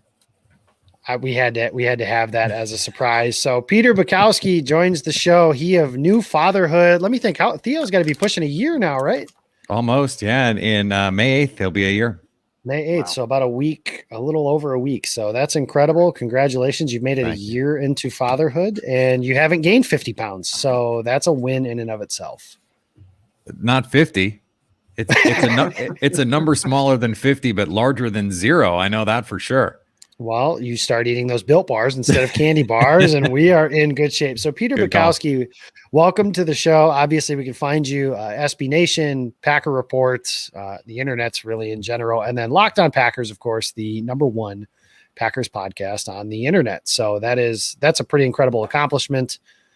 You've come quite a long way. So that's what they tell me.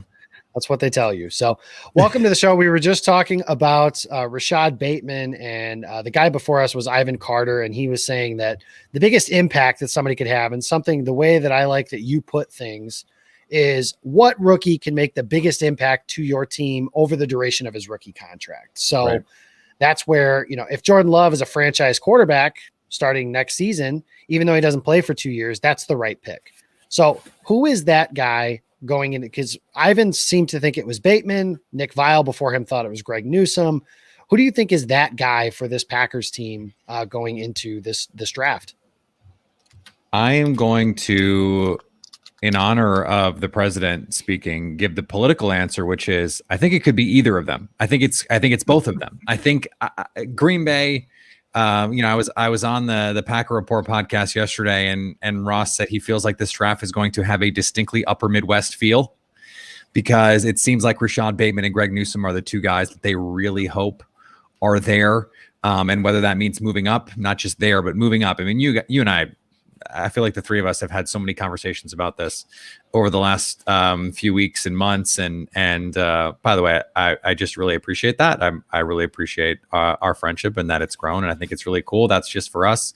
I don't care if the audience cares.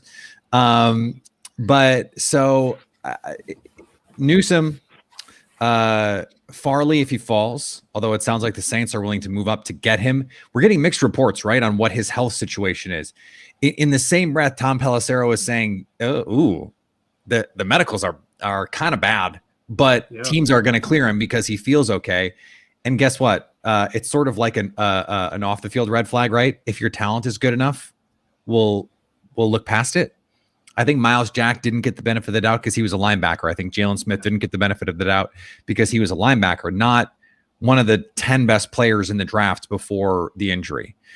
He very well could have been the first cornerback off the board, very well could have been the pick at 9 to the Broncos, at 10 to the Cowboys.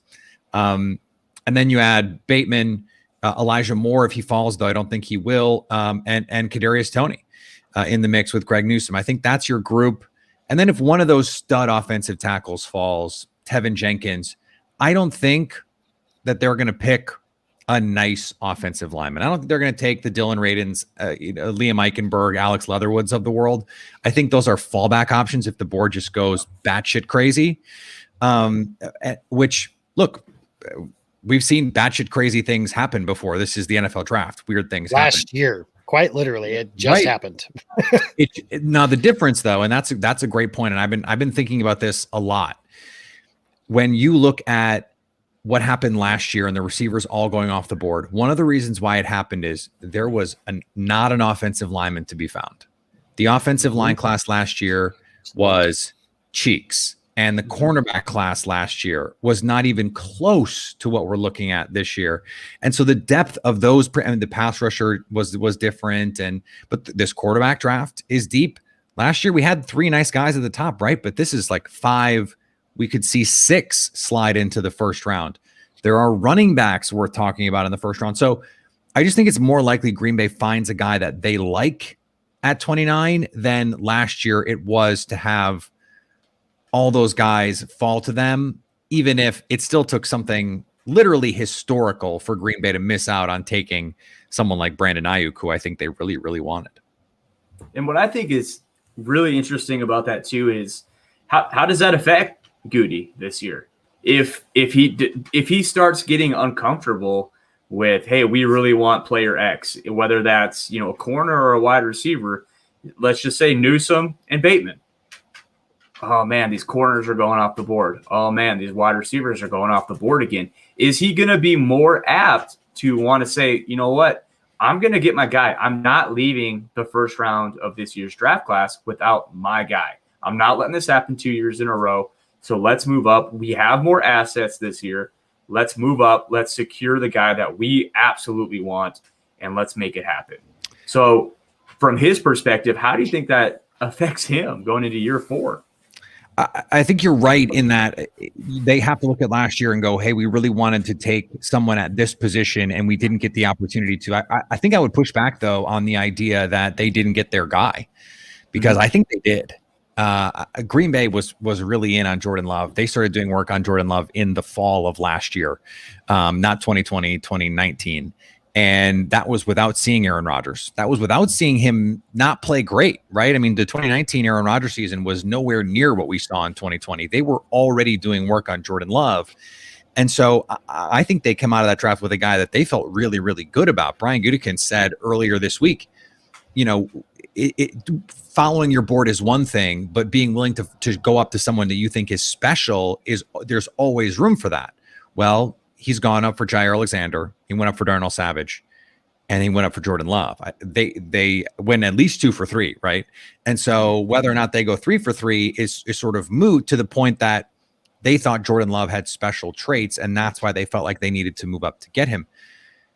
they're willing to go get their guy. They've done it in every draft that Brian Gutekunst has been the GM. They are willing to say, we think we are smart enough. And by the way, I think teams make more mistakes believing that they are smarter than everyone else, but they think we are smart enough to think that this guy is better than the guys that are going to be available to us at this position. And that's why I go back to receiver guys, because this is a deep corner class. This is a deep tackle class. It's not a deep receiver class. I think after about 50, you're talking about really niche kind of role players, whether you're a speedster, whether you're a slot player, whether you're a possession guy. The amount of receivers who you think can come in and even year 2, year 3 be impact X receivers for any team, much less the Packers, it's not a long list. And that's just another reason why I think Green Bay could consider moving up, whether it's to 21 if the board starts to fall a little weird, whether it's, you can move 25, 26 to try and jump New Orleans, and Baltimore. Sounds like New Orleans is also trying to move up to get Caleb Farley. So I think you're right, Jake, that Green Bay is going to be willing to do that. The question is, how high are they going to have to go to get their guy? The fact that they have multiple guys, though, I think makes it easier to say, all right, Newsome or Bateman versus, okay, we need to get Ayuk, because they knew Jefferson was going to go. They knew Rager was going to go. I think they thought they might get Ayuk when getting up to 26, and they just got sniped a little bit. Going up to 21, I mean, they could get sniped again, right? The Bears sitting there, they could use a corner, they could use a receiver, they could snipe them again. And it would be, I think, even more painful this time if it were the Bears a year after not only the Vikings, but then the 49ers sniped them. It would be a team in the division again, because if you guys remember correctly, the team that traded back with San Francisco was Minnesota. And so it's it's one of those things. But to kind of go with your point too, like this receiver class, when you look at it, I think there's decent depth if you're looking at like the slot type guys, right? Like there's a lot of those types in this draft class, and that's why Bateman makes sense to me in round 1, because like, hey, go get your outside receiver that you think can be a dude, and we talked about it earlier today. If you get Elijah Moore, if you get a Kadarius Toney, does that mean it's going to essentially be the Randall Cobb to the Jordy Nelson, which is fine, until Jordy Nelson hurts his knee, and then you need this guy to be wide receiver 1. Can he do it? And so I think with Bateman, the answer is yes, he can. He can be that number 1 receiver. He can, take those assignments on and still win week in and week out. Can Elijah Moore do that? Can Kadarius Toney do that? I don't know.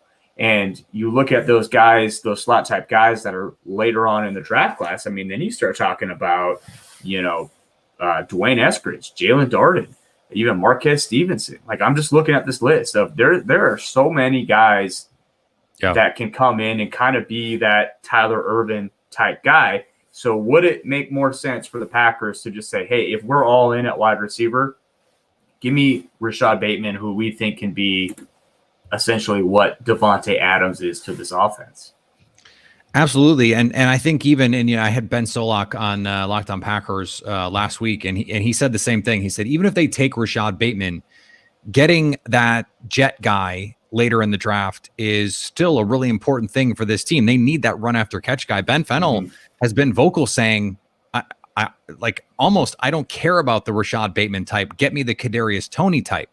Get me that guy who can just play in the slot and create in space, the space that this offense is going to give them, because as we know, this offense does create space for those guys. Deebo Samuel, not a super nuanced route runner, but someone who, when you give him space, when you get him a receiver screen, when you get him on an end around, when you get him on a crossing route, he can turn 4 into 14. He can turn 12 into 20 in a hurry. And the Green Bay doesn't really have that guy unless there's a seam for someone like Marquez Valdes-Scantling to use his speed.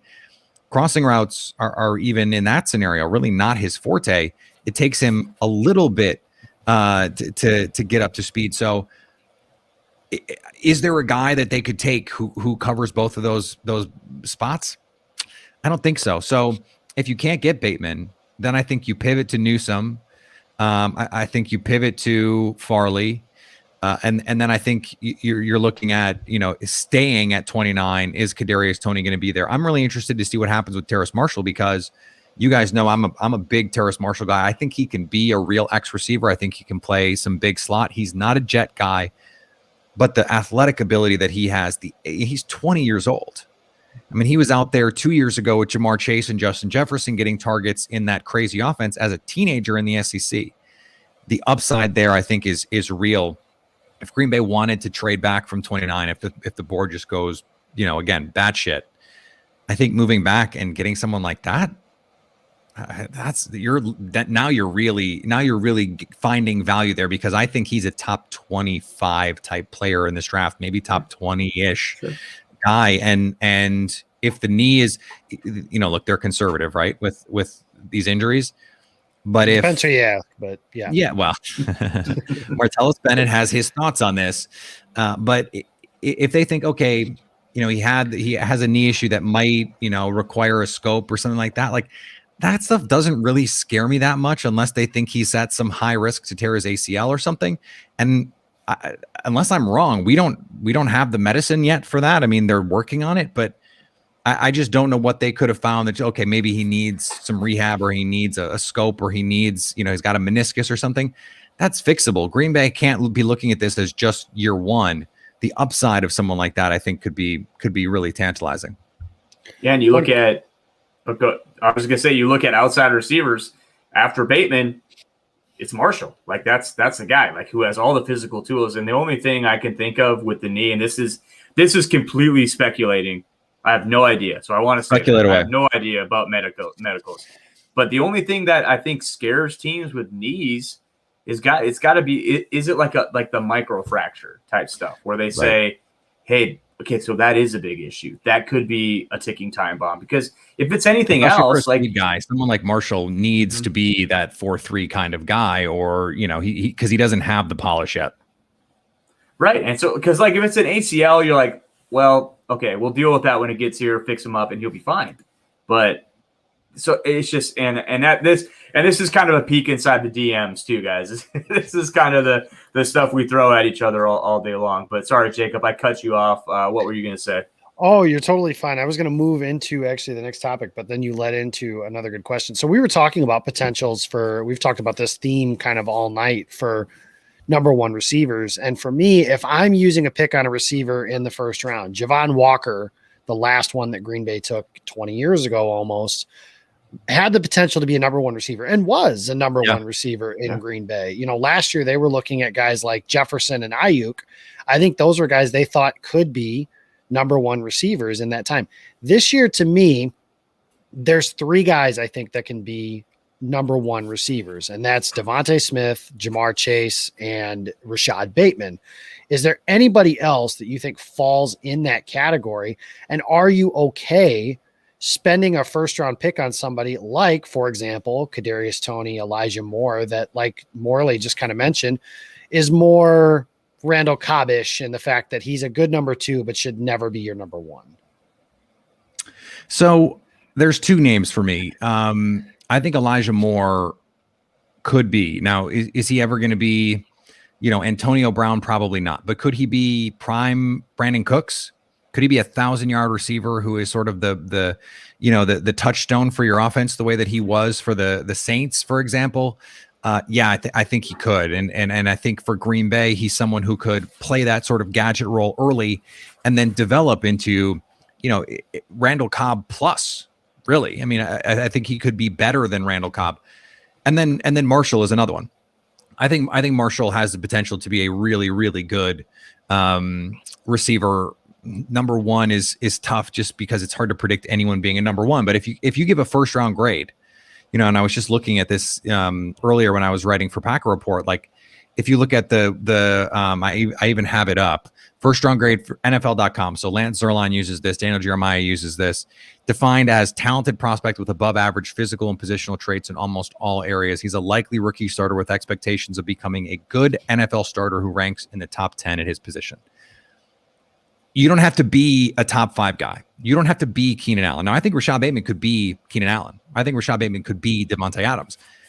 But Terrace Marshall could be, I don't remember who my comp for him was. I don't know that I had a good one for him, but like I think you could build an offense around his skill set, both underneath and down the field. So those would be the guys for me. But I noticed that you left someone like Jalen Waddle off the list. I agree, by the way, that I don't know that you can build an offense around that guy. Rondell Moore, I don't know that you can build an offense around that guy. And so that makes it really hard for me to look at 29. As fun as Rondell Moore would be. I mean, I know you guys would just like go nuts if the Packers had a guy like that in the offense. Madden would be so much fun. It would be, it would be live. It would be live. But I don't know how you justify that when he really tops out at like super fun. I don't even have a good. Irvin? Well, but Darren Sproles. He's Darren Sproles. Is who he is. Right. Wide receiver version. Yeah. And Darren Sproles was a really good player for a really long time. He was a special teams Pro Bowler, and a useful running back. But like, if I'm using a first on that guy, I don't know, man. Like receiver version of Brian Westbrook. Could he be that? I don't know.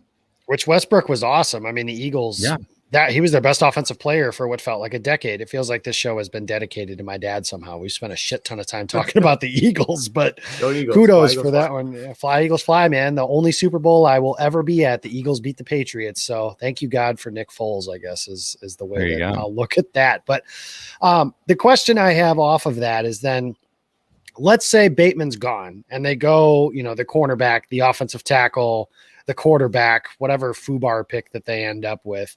Let's look in that second, third round area of receivers. And like you said, after you get past Bateman, you're probably looking for more of a niche kind of player. Who are some guys that you like in that sort of range? Should Green Bay look to add to their pass catching groups, in the second and third round, day 2? I don't want to hurt Morley's feelings. I'm just trying to talk you into saying Diami Brown is all. I have Diami highlighted right now. He's the dream at 62. Okay. I did hear you say, though, you don't like him very much earlier today. No. Okay. So it's not that I don't like him. It's just that, like, he doesn't excite me. So, like, any of those guys at the top would excite me. And then some of those, like, Darden would excite me. Javian Hawkins would excite me. Like, I think Diami could be a good player. I just think it would take some time. Mm-hmm. And I think the skill set, at least early on, is going to be very similar to what they already have in Marquez Valdes-Scantling. Now, that's fine because they don't have to pay him beyond this season. He can just take that spot and go forward. But how does he diversify your offense, right? So if I'm going to take Diami at 62 and I still have to take Darden or I still have to take Eskridge, that kind of annoys me a little bit that I'm having to take, multiple of these sort of niche type players. I think I would try and look at some other positions if that's the position that I was in. I think I would be inclined to just wait and then maybe overpay in terms of draft capital to get one of those high value slot jet type players.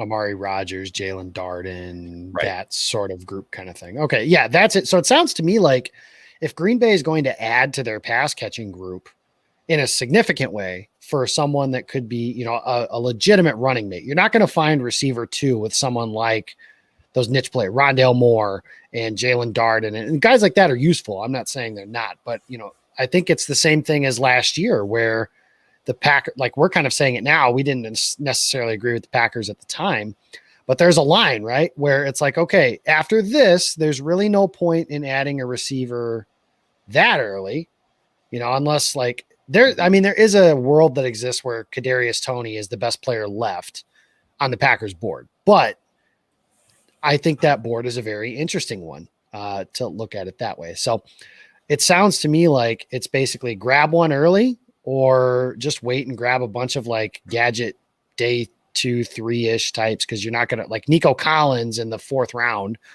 I'm as big of a Michigan fan as you'll find. I try and keep that quiet, but is anybody going to really find that all that exciting? I think we're losing Peter. So I'm going to kick him out and see what happens here. But Jake, let me kick that over to you then is what do you think as far as, adding someone early versus adding someone at all? Basically the point we were getting at there. Well, I'm just looking through. I mean, this is just my list of guys that I've watched and graded And I'm looking at, okay, so if you don't want just that slot type receiver, guys that can play on the outside, guys that are going to potentially be like a wide receiver one, you're looking at Josh Palmer, Tennessee, could potentially be that guy. Semi Fehoko from Stanford could be that guy. Nico Collins, you talked about him. Austin Watkins is a guy that I think tested decently well. Amon-Ra St. Brown is another guy that he's odd to me because he's only his RAS score wasn't crazy good. It kind of surprised me that it wasn't great being a St. Brown brother, but he was a 70th percentile athlete. I love his tape. So when you're looking at guys on the outside like that can potentially play there after Bateman, after Marshall, there are some guys, but I mean, it's a lot of slot type receivers. It's a lot of guys that I think the Packers would have to double down with and say like, okay, so like if it is Diami in round 2, it's no shock to anyone. I love Diami Brown because I think he could eventually be a wide receiver one. Like that's what I see when I watch him. Is he going to be that in year 1, maybe even year 2? Probably not. And so like I get it when you say, but they are what you would get in the first couple of years of Diami is probably MVS, right? Maybe a more consistent version of him. But if you're going to be gun shy about him because of that, like I get it. But I love his upside. So, guys that can play on the outside, there's not a lot of them this year. All right, we've got time for one more for Mr. Bukowski. He's an important man, so we appreciate him stopping and having some time with us here today. But the question we had was, we know you're high on Asante Samuel Jr. Would they take a slight it sounded to me like there were a couple different people that Gutekunst could have been talking about in this press conference when he was talking about guys we thought had elite talent but are short, is essentially what he was talking about. Did that mean Elijah and Rondale Moore? Did that mean Asante Samuel Jr., whom they've met with twice? Me personally, if the board breaks a certain way, say those guys you mentioned, the elite tackles, Greg Newsome, Caleb Farley, and Rashad Bateman are gone. I would rather take Asante Samuel at 29. 1, know I have him. And 2, have that 5th-year option on him. Because if he's ranked the 34th player on your board and you have that high second-round grade on him, my thought is, what the hell's the difference? Like, you're going to pick up a 4th-round pick that is probably useless anyways. So I would pick him at 29, but what say you? I have a 1st-round grade on him, so I'd take him at 29 and not have a problem with it. I have, I believe, 22 1st-round grades. So you're sitting there at 29 thinking, probably going to get a borderline guy anyway, and you're hoping one of those 1st-round guys falls to you. But at 29, you're basically hoping.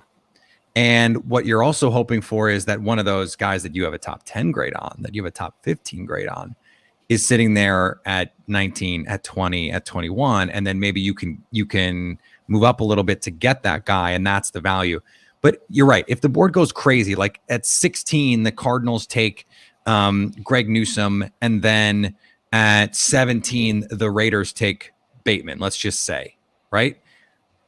Asante Samuel Jr. at 29, you could do a lot worse, man. Like, he is a really, really good football player. And we've seen, Williams, Hill, those guys in LA, not very big, right?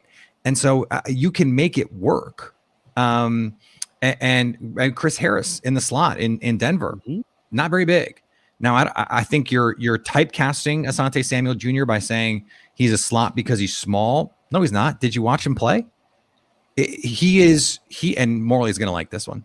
He is the opposite of Zaven Collins. Zaven Collins is a grizzly bear playing linebacker, except he plays football more like the salmon than the grizzly bear. He does not play at 6'5", 260. He just doesn't. He plays like he's 6'1", 230.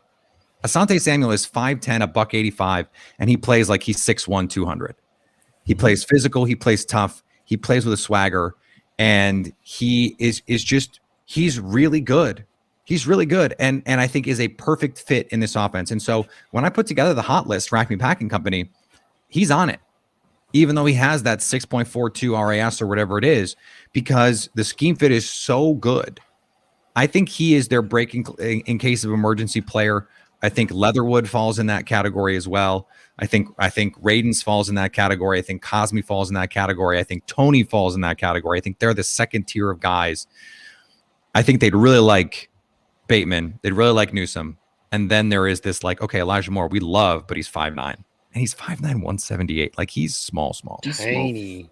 Yeah. But he doesn't play small. No. And he doesn't have injury issues. So if you play big, I can't talk out of both sides of my mouth. Devontae Smith is 166. Mm-hmm. I love Devontae Smith. I loved him last year. And if he run to school or if he'd come out of school. So I've been saying this for a year. Devontae Smith changed the fortunes of the Green Bay Packers by going back to school because 100% chance the Packers take a receiver last year if Devontae Smith comes out because he is a top 25 pick.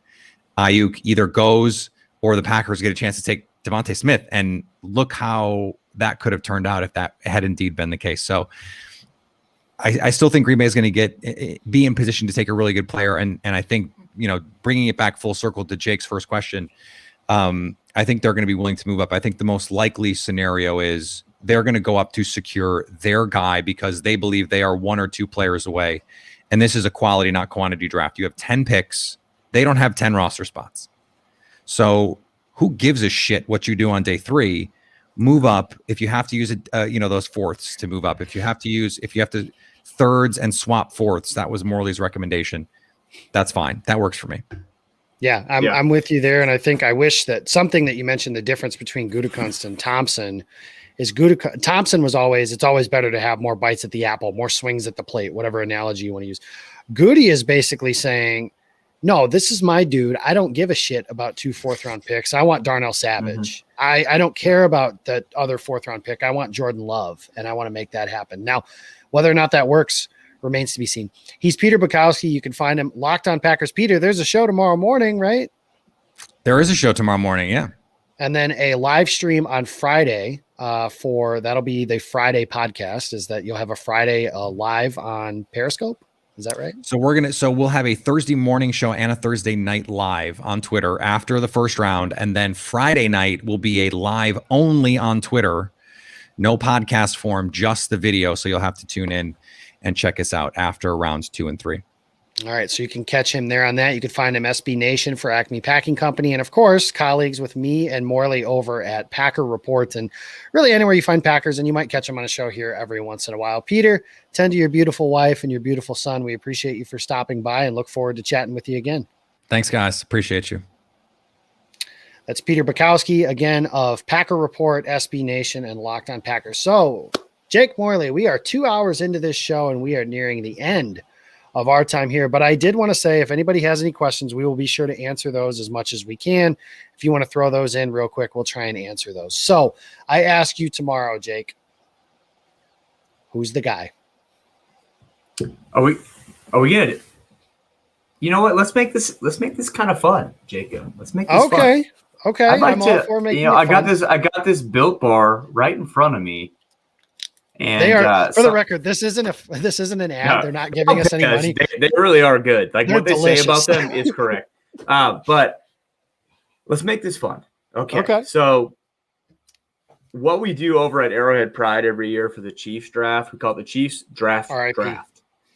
And well, those boys are on to something bigger and better, man. It's going to be fun. But Jacob still got to eat a cheesehead. If one of these guys that I've talked about is not a Packers pick, then I said I'll eat the tweet. But thank you, Lambo Labo. Yes, everyone, I'm still going to eat a goddamn cheesehead. I'm just trying to figure out how to get one. That's all. Are you going to eat the whole thing? Yes. Wow. I am a man of my word. It's going to back you up, man. Back you up. I don't. Yeah, whatever. My wife will be appreciative. It's fine. So what we do, though, it's a lot of fun, is we'll go through and we each get 10 picks. And so essentially we'll snake draft this kind of thing. And I'll get a coin. We'll flip it because honestly, the second pick is better. But we'll go through and we'll pick 10 guys each. And we will take 10 guys, whoever gets the most right. And it might be one. Both of us together, it might get 0. Mm-hmm. But even if it's 1, whoever gets the most picks right will buy the other one a full 18 pack of Built bars of their choosing.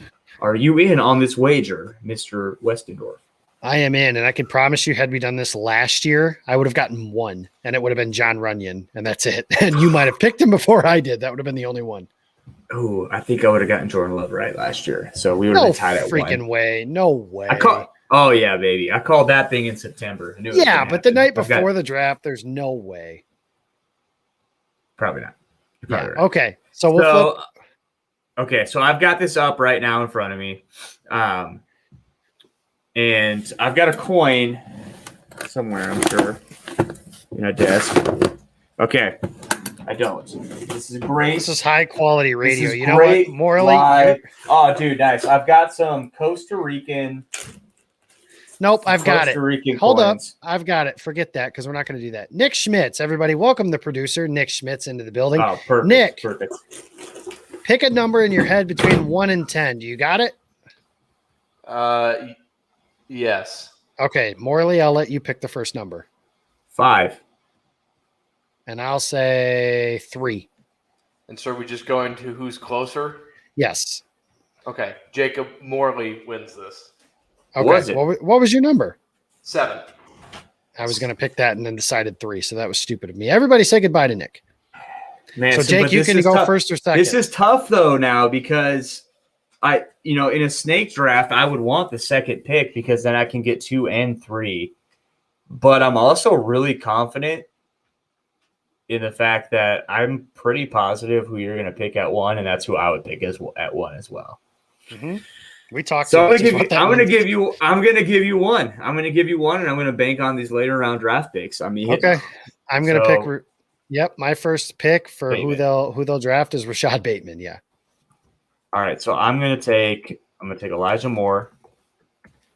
I'm going to take Greg Newsom.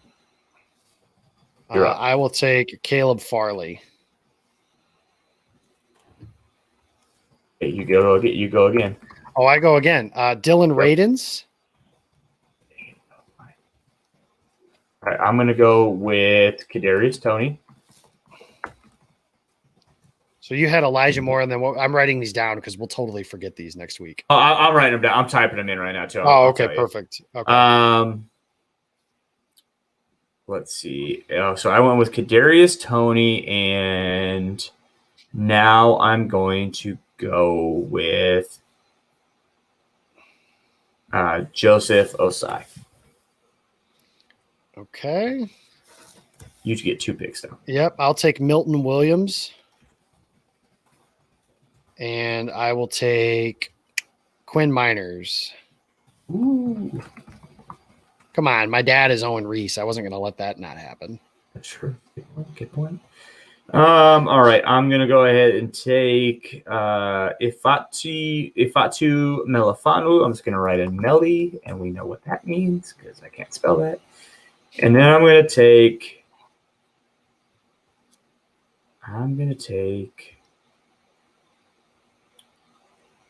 Javon Holland. Oh man, that dude is a total Green Bay Packer. He's my he's my dad. That's not how that works. So go talk to your mom about the birds and the bees. Okay, so I'm up. I am going to take Emar Smith-Marset. That's my guy, you jerk.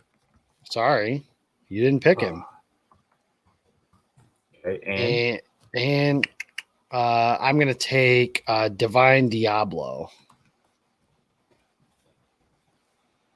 all right, I'm gonna take Asante Samuel Jr. I'm really going heavy on these top guys, though.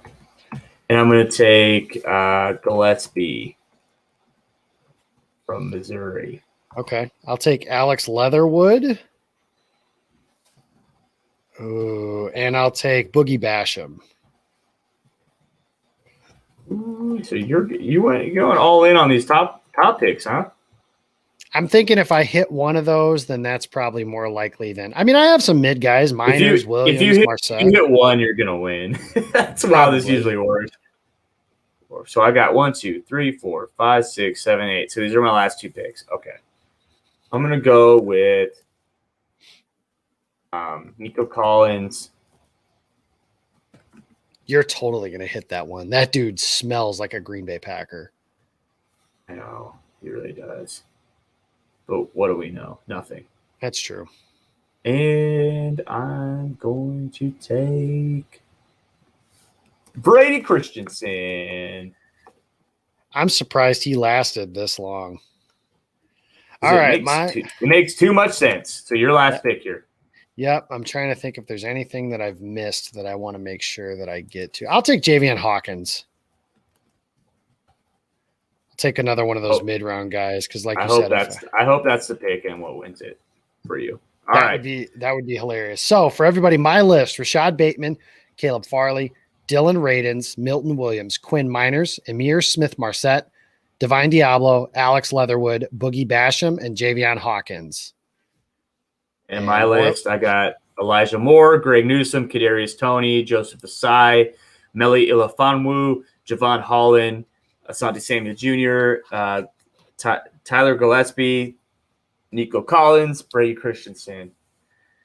All right, so there you have that. We will tally that up, and we will be back next week to talk about that, who the Packers drafted, all that sort of stuff going through the rest of the week. But guys, 'twas the night before Draftmas, and it's time to go to sleep because you are one sleep away and one shitty work day away from the NFL draft, because I can promise you one of my least productive days at work is always day one of the NFL draft. And my boss might be watching this, so I can't call in sick tomorrow because she knows better.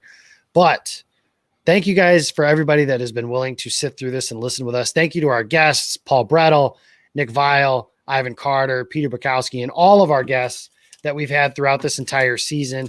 We had Kent Swanson of Arrowhead Pride, Matt Miller of ESPN, Eric Crocker of Crocker Report, Jay Sternberger of Your Green Bay Packers, Owen Reese, Bucky's Fifth Quarter, Andrew Mertens of Game On Wisconsin, Ben Fennell, NFL Films, Russ Brown of Cover One, Eric Crocker again, and Eric Edholm of Yahoo Sports, along with everybody that we had on tonight. Yes, that is right. Lambo Labo, country ass. Every time I eat biscuits and gravy, I will be thinking of Jay Sternberger now. But thank you to everybody that's joined us for the Gold Zone. We hope you guys enjoyed this as much as we have. We're not done. We'll be back for a few more shows to be determined just exactly how many to figure all that out. But we'll be around for that and maybe more. We'll see what I can talk Morley into for this upcoming season. But otherwise, thank you to producer Nick on the sticks for helping us all night tonight. You can follow him nowhere on Twitter because he doesn't have Twitter because he's lame. You can follow me on Twitter. I am at Jacob Westendorf. And you can follow Jake Morley. He is at Jacob Morley. Tomorrow, guys, it's draft day. Soak it in. Enjoy it. With the 29th pick or wherever they pick, the Green Bay Packers are going to select Rashad Bateman, wide receiver. 21. With the 21st pick, the Green Bay Packers are going to select Rashad Bateman, the wide receiver out of Minnesota. That is my official prediction. That is my official stance. Check out tomorrow night, Thursday night. Game On Wisconsin is hosting a draft party. Dan Kotnick, Jimmy Christensen, Todd Varney will be hosting Lombardi's Bar with Josiah DeGuara, last year's third-round pick. Matt LaFleur loves Josiah, as you guys are very aware, and he's going to join us for the first 15 minutes. Friday will be day 2 of the NFL draft. I will be hosting. Jake Morley will be there when the Packers are on the clock. We'll have Bart Winkler. We'll have Andrew Mertig. We'll have Rob Rieger. We'll have Paul Brettel. We have a very large group coming through the next couple of days. Saturday, the Freezer Podcast will be doing a recap, and then Sunday, a special good Lord, edition of the Post Route with Alex Strofe to wrap it all up, and so much more coming. Excuse me again, as we get through Draftmas and the draft week. Hopefully tomorrow under the tree is a nice shiny new toy for all of us to enjoy. And I look forward to all of that. Thank you guys for everybody that has watched all of these shows, giving us feedback. Go to our YouTube page, subscribe, and hit that little bell in the top right corner so you get those alerts when everything's going. Until next time, we'll see you guys next week. This was the Gold Zone. Thank you for listening, and go Pack Go.